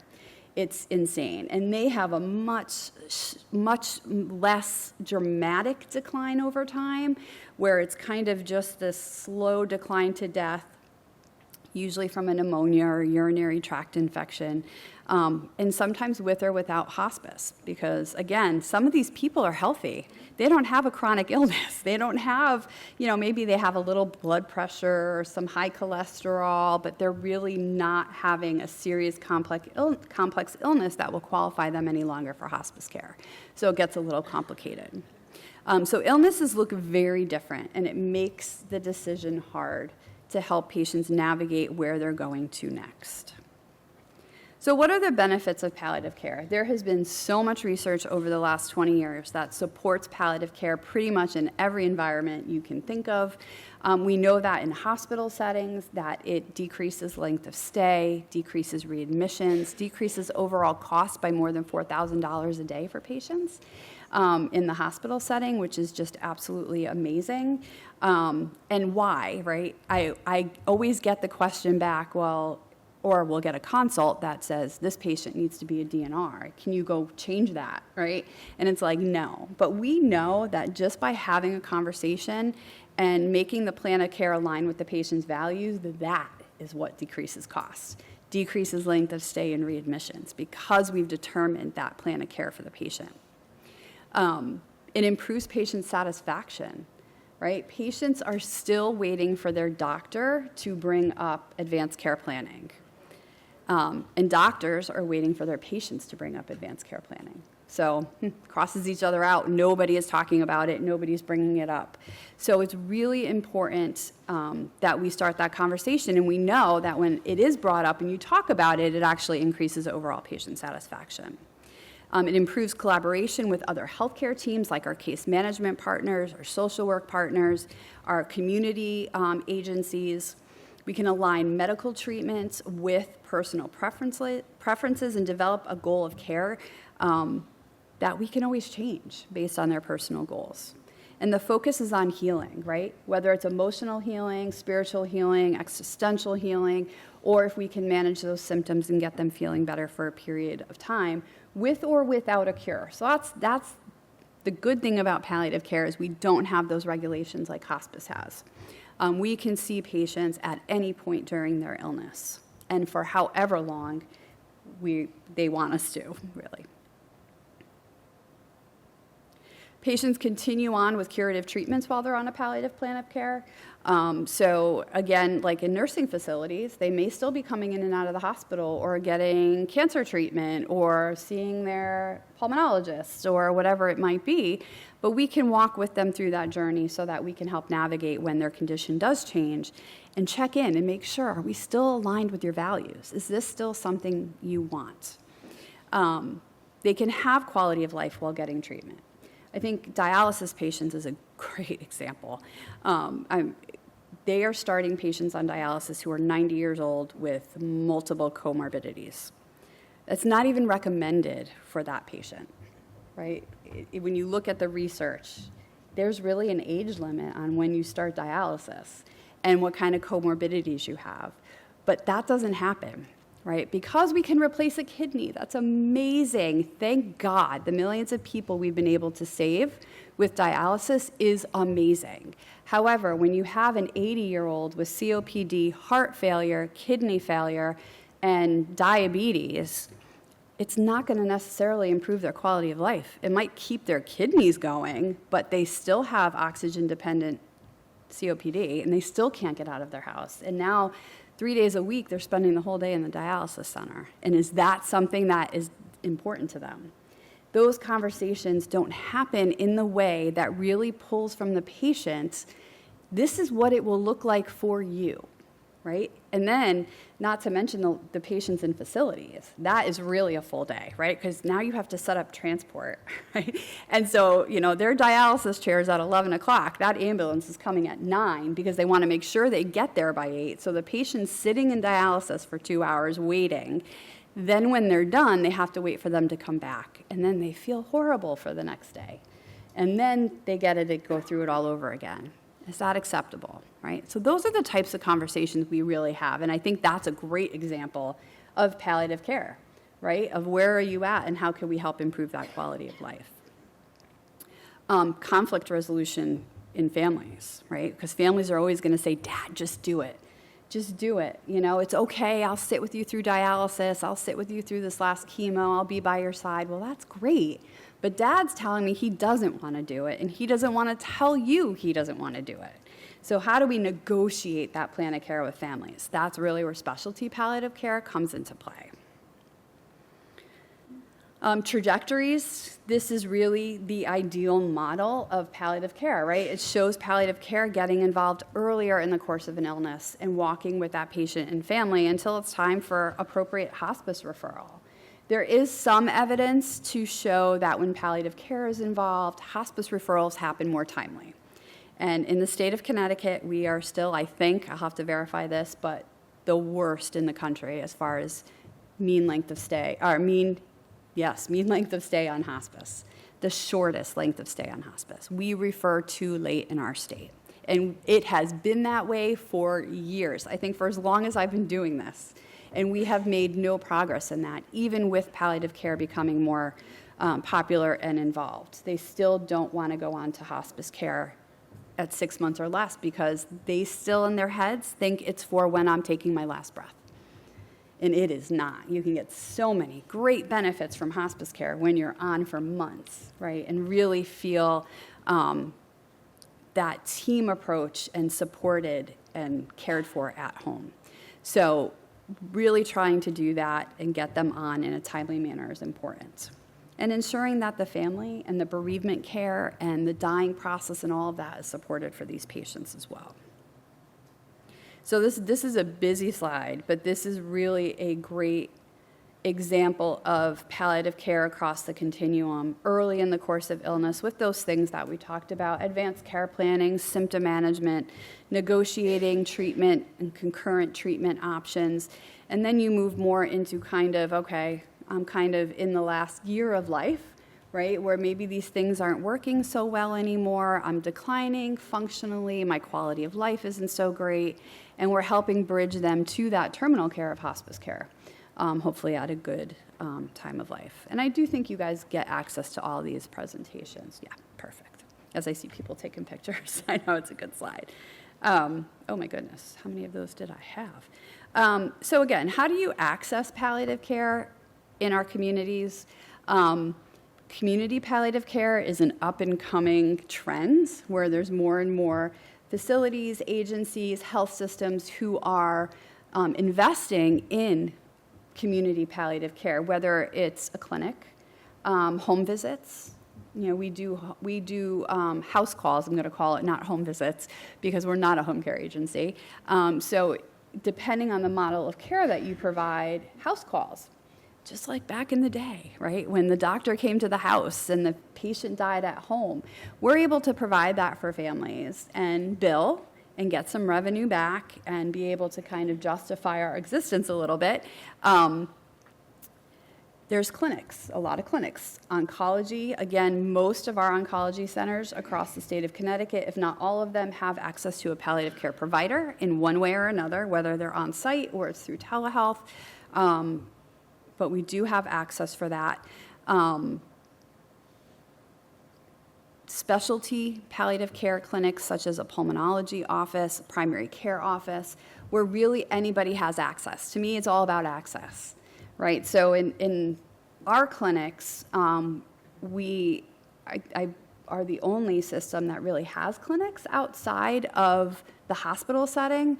I know oncology does, but not those other specialties. So we do have a pulmonary clinic where end-stage COPDers can come and see if they're still coming in, a palliative care specialist. We have a primary care clinic where anybody from anywhere can come and see palliative care. And again, our house calls option, our house visits, which is great.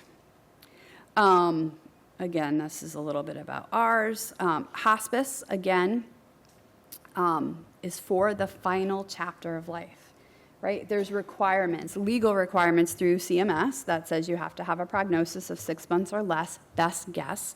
I still don't think anyone has been sued or gone to jail for somebody outliving that. They just have to continue to meet certain criteria. There's different levels of hospice care where it's meant to be, which is important to remember, it's really meant to be a home benefit, right? Hospice is a home care benefit. It is not meant to really be done in a hospital or facility setting. It's meant to be done where the patient lives. That could include a long-term care facility, assisted living, a residential care facility. It could be anywhere where that patient actually lives. That is our routine hospice benefit, and mostly the majority of hospice care is done where the patient lives. As sickness progresses toward death, this is a great quote by Eric Cassell, who is a palliative care and hospice physician who works with the Center to Advance Palliative Care and has some really great research that he's done on the value of palliative care. It measures to minimize suffering, should be intensified. Dying patients require palliative care at an intensity that equals hospice care, right? That's a different level of intensity. Through aggressive symptom management, extraordinary sensitivity, and heroic compassion. It truly is an honor to be with somebody when they're taking their last breath, probably much like labor and delivery nurses feel when they welcome a new baby into this world. I know I feel that same way when I'm with a patient at the end of their life. Hospice isn't the fast track to the end of the race, and this is what people still think. Despite 20 years of educating the community and talking about this, they still think that when they go onto hospice, they are going to get morphine every 2 hours and they are going to die within a day or two. It doesn't matter, that's what they think, unless they have an experience with their family member where it was perfect and the way we like it to be. That's really how they see it. And that is the biggest barrier, is getting them to understand the benefits these patients can have, their family members can have, by involving hospice early. It's simply choosing a smoother ride for the journey, and that is what it's all about, is the journey. So hospice care came about in England in 1967 by Dame Cicely Saunders, who then in turn brought it over to the United States, to Connecticut Hospice, which was the first hospice in the United States, which is pretty amazing. And she really helped build hospice care as a Medicare benefit. It's one of the only benefits that Medicare pays 100% for if they're in their home setting, right? So I'm like, take advantage of that if you have Medicare. It's like the only thing they really pay for. Medicaid covers hospice care as well, and as do most private insurance companies, HMOs, and other managed care organizations. Medicare endorsed hospice care in the 80s, and the focus of hospice relies on the belief that each of us has the right to die pain-free and with dignity, and that our loved ones will receive the necessary support to allow us to do so. I love that, right? Family so many times is really the barrier to transitioning to this level of care. The focus of hospice relies on the belief that, I just said that, hospice focuses on caring, not curing, and in most cases in the patient's home. The different other levels of care that patients can provide, if anybody is from a long-term care facility, is respite care, which is usually provided in a long-term care facility, which, and I think also now in Connecticut, we have respite care for the population, too, of, I believe, dementia patients, where the patient can go into a facility for 5 days to give the family time to rest, go to a wedding, go to a graduation, take a quick trip, clean the house, and sleep, whatever it might be. So respite care can be very important. There's general inpatient level of hospice care. Those are for patients with acute symptom management needs that need continual assessment, reassessment, and titration of medications to keep them comfortable through the dying process. And then they also have something called continuous care, which I don't really believe is used that often, but it's 24-hour care they're able to provide in the home setting for a very short period of time, where 51% of that time is provided by licensed staff from the hospice agency, usually in a time of crisis. And then they go back onto their routine hospice benefit. So again, the goal is really for it to be in the patient's home. All hospice is palliative care, but not all palliative care is hospice. So again, think of that umbrella, right? Hospice actually falls under it. And I do find it amusing that it's hospice and palliative care. It's not palliative care and hospice. I don't know if that will ever change, but it should kind of go the other way. Again, expert symptom management, spiritual care for existential distress, social work support, bereavement support for families for 13 months after the time of death. It's amazing to have that support. Again, hospice can take place in multiple facilities. Mostly it's where the patient lives, wherever that may be. So if it's a nursing home, they're either private paying the room and board or Medicaid is paying it, right? And then they're eligible to get hospice care on a routine benefit. In a hospice agency, and again, we don't have very many of them in Connecticut. I don't even know if DMHAS still has their unit in Waterbury Hospital. But there's one in Danbury from Regional Hospice, and then Connecticut Hospice is still a hospice hospital where patients can go. And also, and sometimes in facilities. Patients are appropriate for hospice when they actually sign off of their traditional Medicare benefit and sign on to their hospice benefit, which is extremely stressful for patients and families to sign that paperwork. It's like you're basically stuck in something, which you never are, right? We can always revoke, go back to traditional Medicare, but because of the way CMS has set up the hospice benefit, you're really signing off of traditional Medicare and signing on to this different benefit. They're no longer getting treatment for their illness, for cure. So no surgery, they're not able or declining further chemotherapy, they're preferring to not be hospitalized or re-hospitalized and really wanting to stay home. Certification is provided by attending physician and the hospice medical director that they are terminally ill, and their best guess is that if the patient continued on this current trajectory, that they would die within 6 months.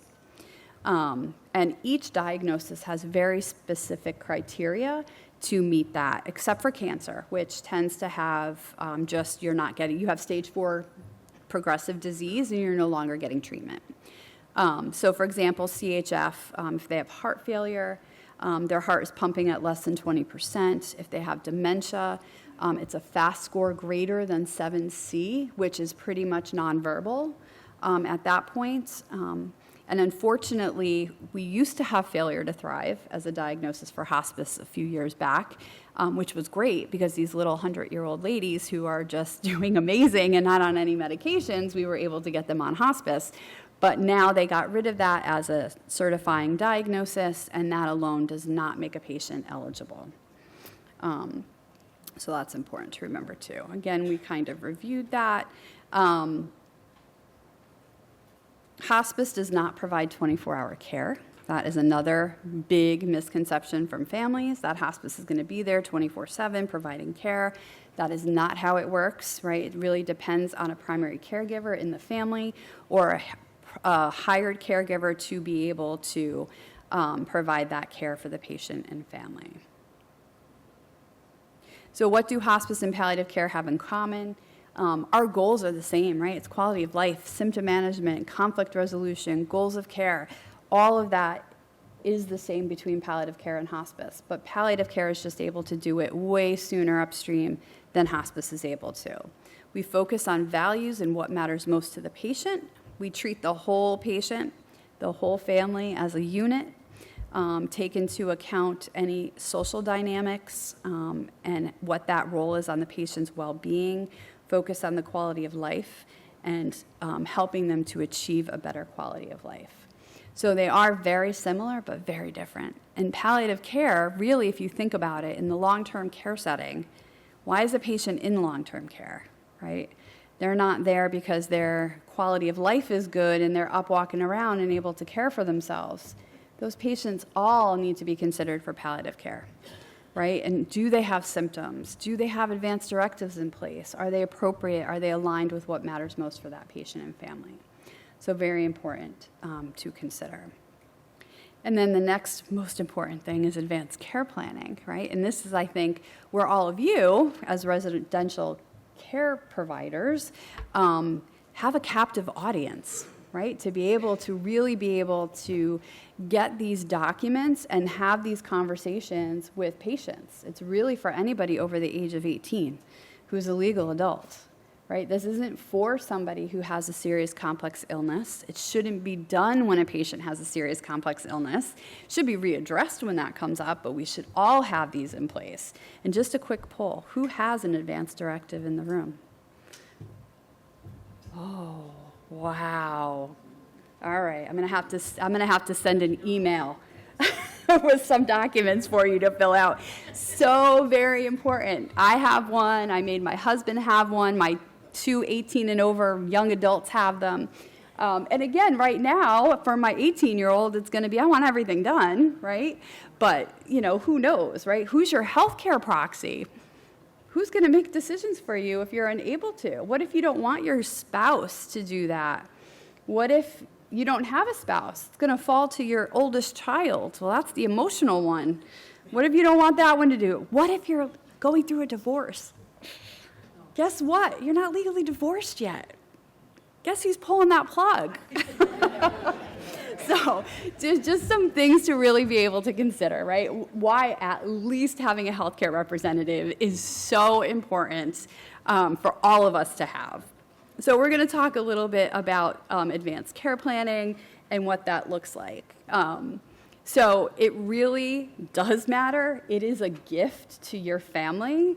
It is ensuring that your voice is heard. God forbid something happens, your wishes will be followed.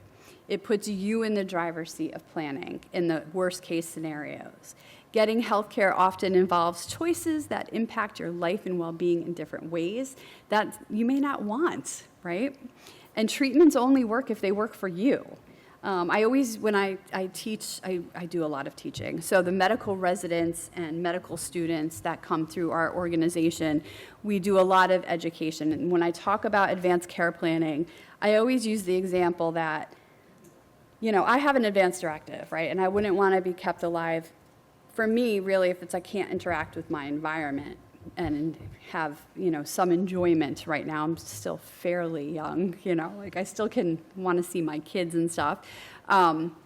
But I get into a car accident, right? And I come into the hospital. Well, it's full court press, right? They're doing everything. They're gonna code me, they're gonna put me in ICU, they're gonna take me to the OR, they're gonna do everything, even though I say I wouldn't wanna be kept alive, right? But then, God forbid, things aren't going as planned. Now I can't come off the ventilator. I'm not awake. I have a anoxic brain injury, right? I'm dependent on all these life machines to keep me going. That's when, hopefully, my medical team is going to my husband and saying, does Karen have a living will? That's when it comes into play, right? It's not a do not resuscitate. It doesn't mean anything for right now. It only means when I'm at the end of my life, or in a persistent vegetative state, or permanently unconscious.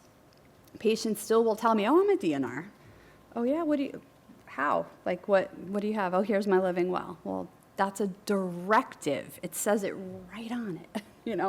It's directing us what you want. It's not an order. So let's talk about transitioning that to an order.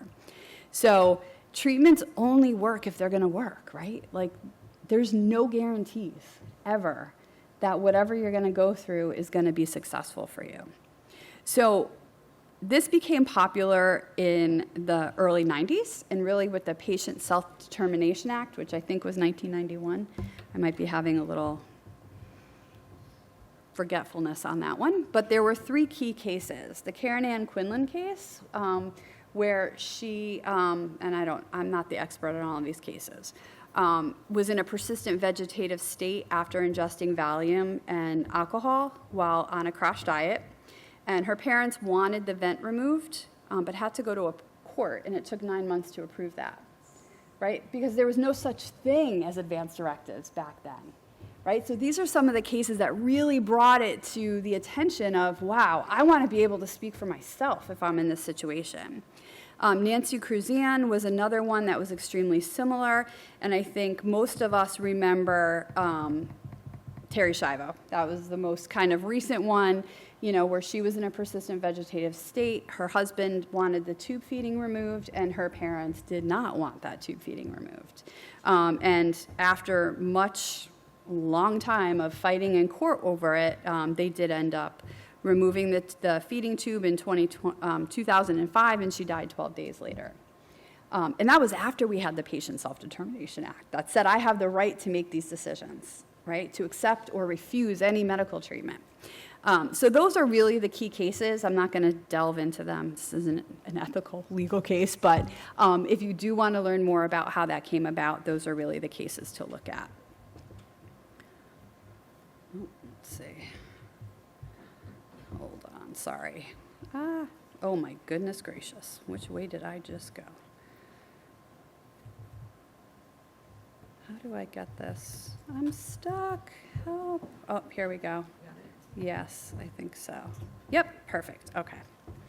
The legal outcome to choose or refuse any medical interventions that we can, to make an advance directive, to name a surrogate to act on your behalf. And the court also said that surrogates can decide on certain courses of treatment, even when all concerned are aware that such measures may hasten death, as long as causing death is not their intent, right? So that's removing a tube feeding or not starting a tube feeding, right? So it really brought this to the forefront. So here's an example. Bill is a 55-year-old. He's the main caregiver for his mother, who has diabetes and bad kidneys. She doesn't seem to be thinking clearly, and Bill knows that he will need to make medical decisions for her soon. His mother was on his mind when Bill's doctor recently asked what Bill would want for his own care. Great doctor bringing that up, right? That's what we want to see. Bill said that his independence was important, and that if he couldn't take his own shower or get out of bed, and things were not likely to improve, that he would not want his medical treatments to focus on living longer. Bill's wife felt good about having this discussion with the doctor and put a form in his medical record, so an advance directive, verbalizing this, and everyone had their plan. That is how it should be. When you go for your annual physical, how many of you, his doctor has asked if you have one?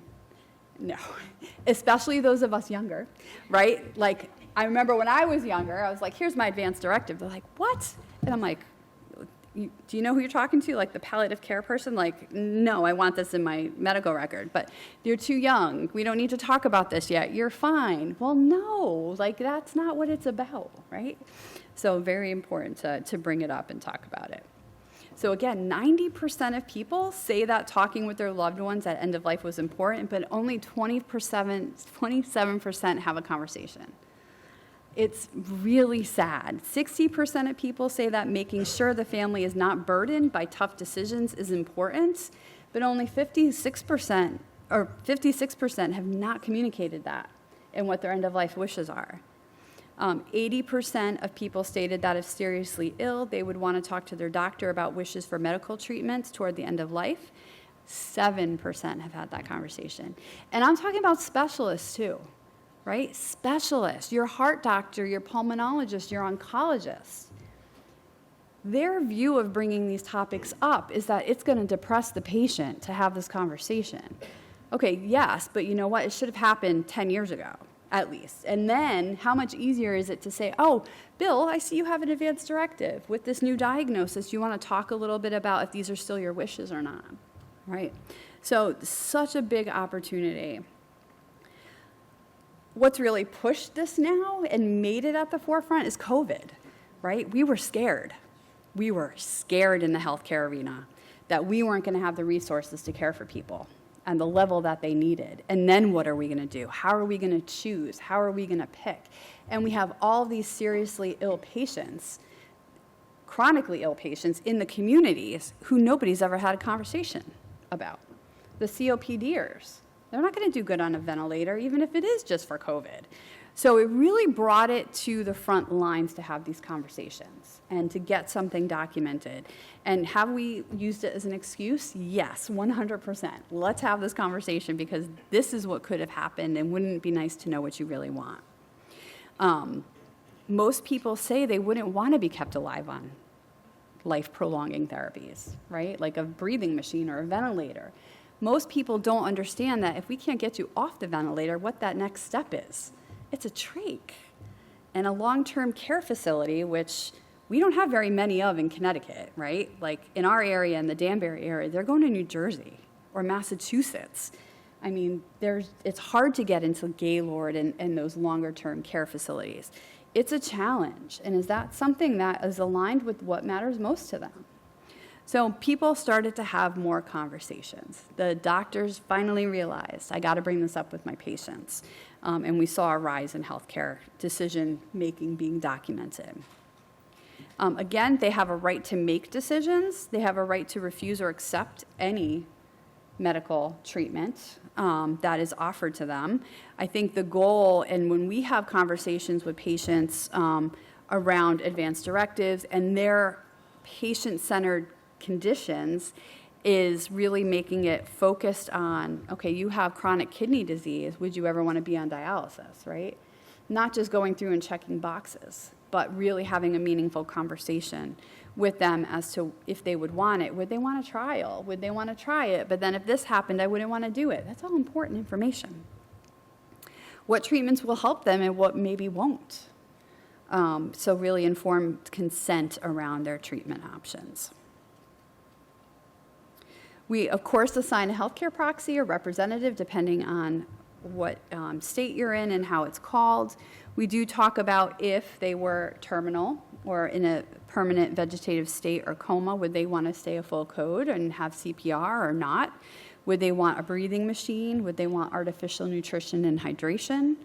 And what kind of testing is okay? Would they want dialysis? Would they want to come back to the hospital, right, if they were near the end of their life? So there's several legal documents that we talk about. What I'm focusing on here today is the advance directives. Again, directives, right? They're directing somebody to make decisions for you, which in Connecticut are the living will and the healthcare representative form. The MOLST form, which is medical orders for life-sustaining treatment, is different. That is not a directive. That is a medical order, right? So see that difference in kind of understanding why they're separate? In order to get a MOLST form, you have to have a serious debilitating illness, mostly maybe be within the last year of life. So it can't just be, I never want CPR. Don't ever do that. The people that say tattoo DNR across my forehead, right? You don't get a MOLST form. You don't qualify for it, right? That's not where you're at. So it's important that we know those differences. Conversations about the values and how do you do that, right? The Conversation Project, I'm a huge fan of. And I'm glad to share resources to be able to give you some of these as well. It's free, it's online, and it's a guide to help you, families, patients, have a conversation about this with their family. We've heard stories of Thanksgiving dinner. You have all your witnesses right there for your advance directives, right? Let's have a conversation. Think about the things that would get thrown out during a dinner party about advanced care planning, right? Couple glasses of wine, a full belly, and you're like, yeah, well, maybe I'd want, whatever it might be. Don't pull the plug. Pull the plug. I can just hear it now. But that really does happen. And it's a great way to have these conversations in a nicer way. There's family dinner. Come on over. We're all going to do this. So the Conversation Project really helps navigate that. The Serious Illness Project by Atul Gawande is a set of questions that helps elicit values for patients. Also online, and it really helps, like how much do you want to know about what's going on, right? So that family that says, don't tell mom, okay, that's great. I have to ask mom if she wants to know. And if she tells me she doesn't want to know anything, only talk to my daughter, then I'm fine. But if she wants to know, I'm ethically, morally obligated to have the conversation with my patient, right? So really being able to kind of elicit what they want to know, what matters most. If there's one thing you couldn't do that really would impact your quality of life and make life not worth living for you, what would it be? What would it be? Is it fishing in the backyard? Is it taking care of grandkids? I hear that all the time. I want to be able to still babysit that one day a week with my grandkids as long as I can. All right, well then this 5th round of chemo may not be your best option, right? And kind of talking through that. Helping family members with some of these questions when their loved ones can't answer it themselves, right? How do we do that? It's not necessarily, well, what do you think mom would want? Well, I don't want to know what you think mom would want. I want to know what mom would say if she was sitting in this chair, because they are two very different answers, right?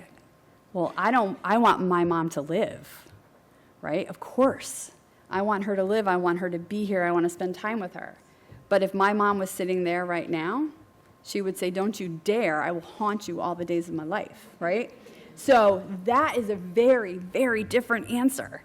So it's important in how we frame things. And so some of these tools really help guide that conversation and ask meaningful questions. So healthcare representative is appointing somebody to make any and all medical decisions for you should you be unable to make them yourself. If you can speak for yourself and you have capacity, I don't care who your healthcare representative is. And believe me, they're going to come up with that piece of paper and say, but I'm the healthcare representative. But he can speak for himself. I'm not coming to you for decisions. And actually, she doesn't want me to tell you anything, so I can't, right? So it can get pretty complicated. But any and all medical decisions, including withdrawal of support, refusing, denying any treatments, accepting treatments, whatever it might be. It's also important to know that your healthcare representative has the right to go against your living will. So, and it happens. We try to make it happen in appropriate ways if it's going to happen and not just a blanket, nope, I'm not doing this. But for example, it's really hard for some people to comprehend in their head all the things that could happen and all the scenarios that will come with it. Stroke is a really great example. With stroke patients, you never really know what the outcome is going to be.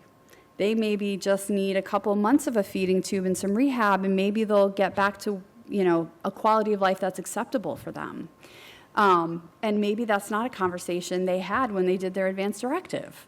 So they have the right to say, I know this says no feeding tube. However, we didn't talk about this specific situation, and I think she would really want to give it a go. Totally appropriate. So it's important to remember when you are picking your healthcare representative, it's somebody that's going to make a decision for you based on you, right? And them knowing you the best. Very important. Some pearls: we do not need an attorney to do a healthcare representative form or a living will. You just need 2 witnesses. Many times I get patients that say, oh, when I did my will, my regular will, we did this too. Well, what kind of conversation did you have with your attorney about advance directives? Do they even know your medical history? Did you talk about the medical history? So it can get a little dicey there. They can always be changed and updated. Most recent one is the valid one.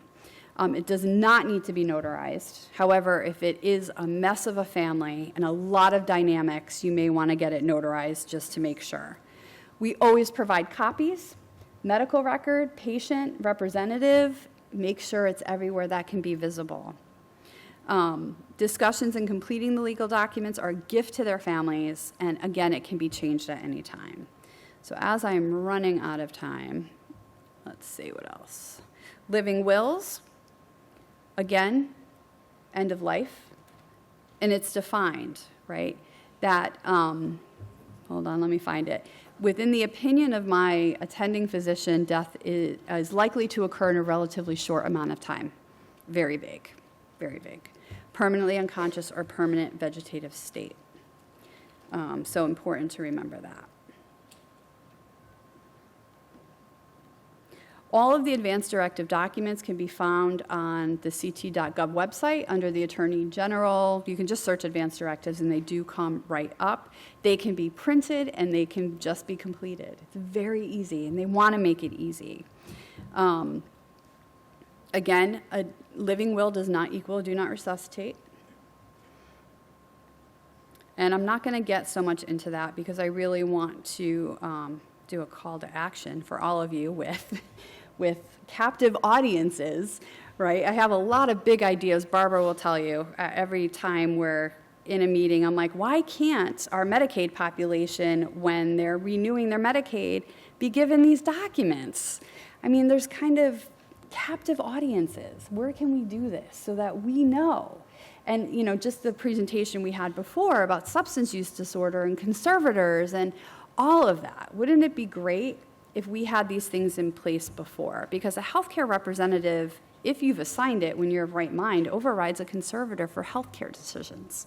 Just the healthcare decisions. It's pretty much the only thing that it does, right? So that's pretty amazing. You pick that person, and that has value, and that shows how much value that has. So it's extremely important that when we have patients, residents coming in, you're looking at them, do they have an advance directive, getting those documents and ensuring that they complete them. Here is the Conversation Project Toolkit. Again, if you just Google Conversation Project, they're free to print. We give them to all of our patients to help them have those conversations. Another great document is Hard Choices for Loving People. It talks a lot about just those end-of-life decisions, feeding tubes, palliative care, hospice, serious illness, and quality of life. And for our key takeaways, palliative care specialists can help navigate acute, serious, or chronic progressive illness to really improve quality of life. Medical care should always be patient-centered, right, and be customized for each patient based on their values, their medical conditions, and that's their legal right.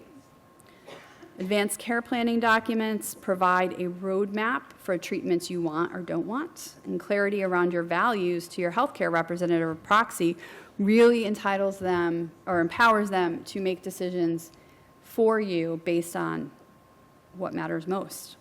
And talk to your doctor about it. Again, print it out and bring it to them, at least a healthcare representative, at a minimum. Making sure that right person is making decisions for you is so very important. And thank you for having me today. We are very glad to provide further education. You can always reach out to me if you have questions or more interest in learning any more. And are there any questions or comments? I'm so sorry because I know I want to get to Target and we all have stuff to do. I know. how is in like, I'm putting you on the spot, but death with dignity, which probably will be in our state by 2026, assisted, people want to call it assisted suicide.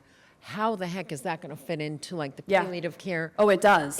And that's like crucial at what point? That I guess it's more of a comment, because I think it's going to be coming to Connecticut probably by 2026. It's the closest is, I think, New Jersey, and it's for people with sick. So it's been on the docket for years and years and years here, and brought up every year, and testimony every year. And I've submitted testimony as a palliative care provider. They're calling it medical aid in dying now. So the nice kind of nicer way to say it. And it hasn't yet come close to passing. But what the palliative care and hospice community are really pushing for, and what most states require who do allow it, is that palliative care and hospice are involved with all of those patients, right? So that they can help kind of navigate. There's some great books out there about it, and I can't remember the name of the book, but it's by Anita Hanig, that really kind of changed my perspective a little bit on it. But it needs to be kind of all together in one. The Nursing Code of Ethics, so for those who are nurses and work in hospice or palliative care, we can't cause harm, right? And that's kind of where, for me, personally, the medical aid in dying argument kind of hits a wall for me. Like, I can't quite get past that. I don't really want to have to do it, but I will support somebody who's doing it themselves. Yeah, exactly. Yes, right. Yeah. We all picture Dr. Kevorkian. No. Yeah. Right, right. Yeah. Yep, they have to self-administer, right. Yeah. Yes. Yeah. But, I mean, the requirement of having hospice and palliative care involved in that decision-making and supporting that patient and family, and all the way through the process, not being present during the act, but then they come back after, I think that's kind of that medium to support them, because what they found research-wise, with the exception of Canada, and I don't know what's going on in Canada, but in the United States, it's what the research shows is that the people who get the prescription, more don't actually use it. It's more of having that backup plan, that out if it did get too bad and unacceptable to them, that they had it there with them. It's extremely difficult to qualify. And again, I'll send an email with some of these resources. This book by Anita Hanig, who's an anthropologist, really goes through the process of trying to get that, which is not, it's weeks and weeks and weeks. And you have to be at a certain terminal phase. You may not make it to the end. It's so the whole thing is very complex, much more complex than I ever imagined. But they should go hand in hand regardless. Yeah. Other questions or comments? So please think of advanced directives with all of your residents and consider helping them complete those. I thank you. Thank you so much. Does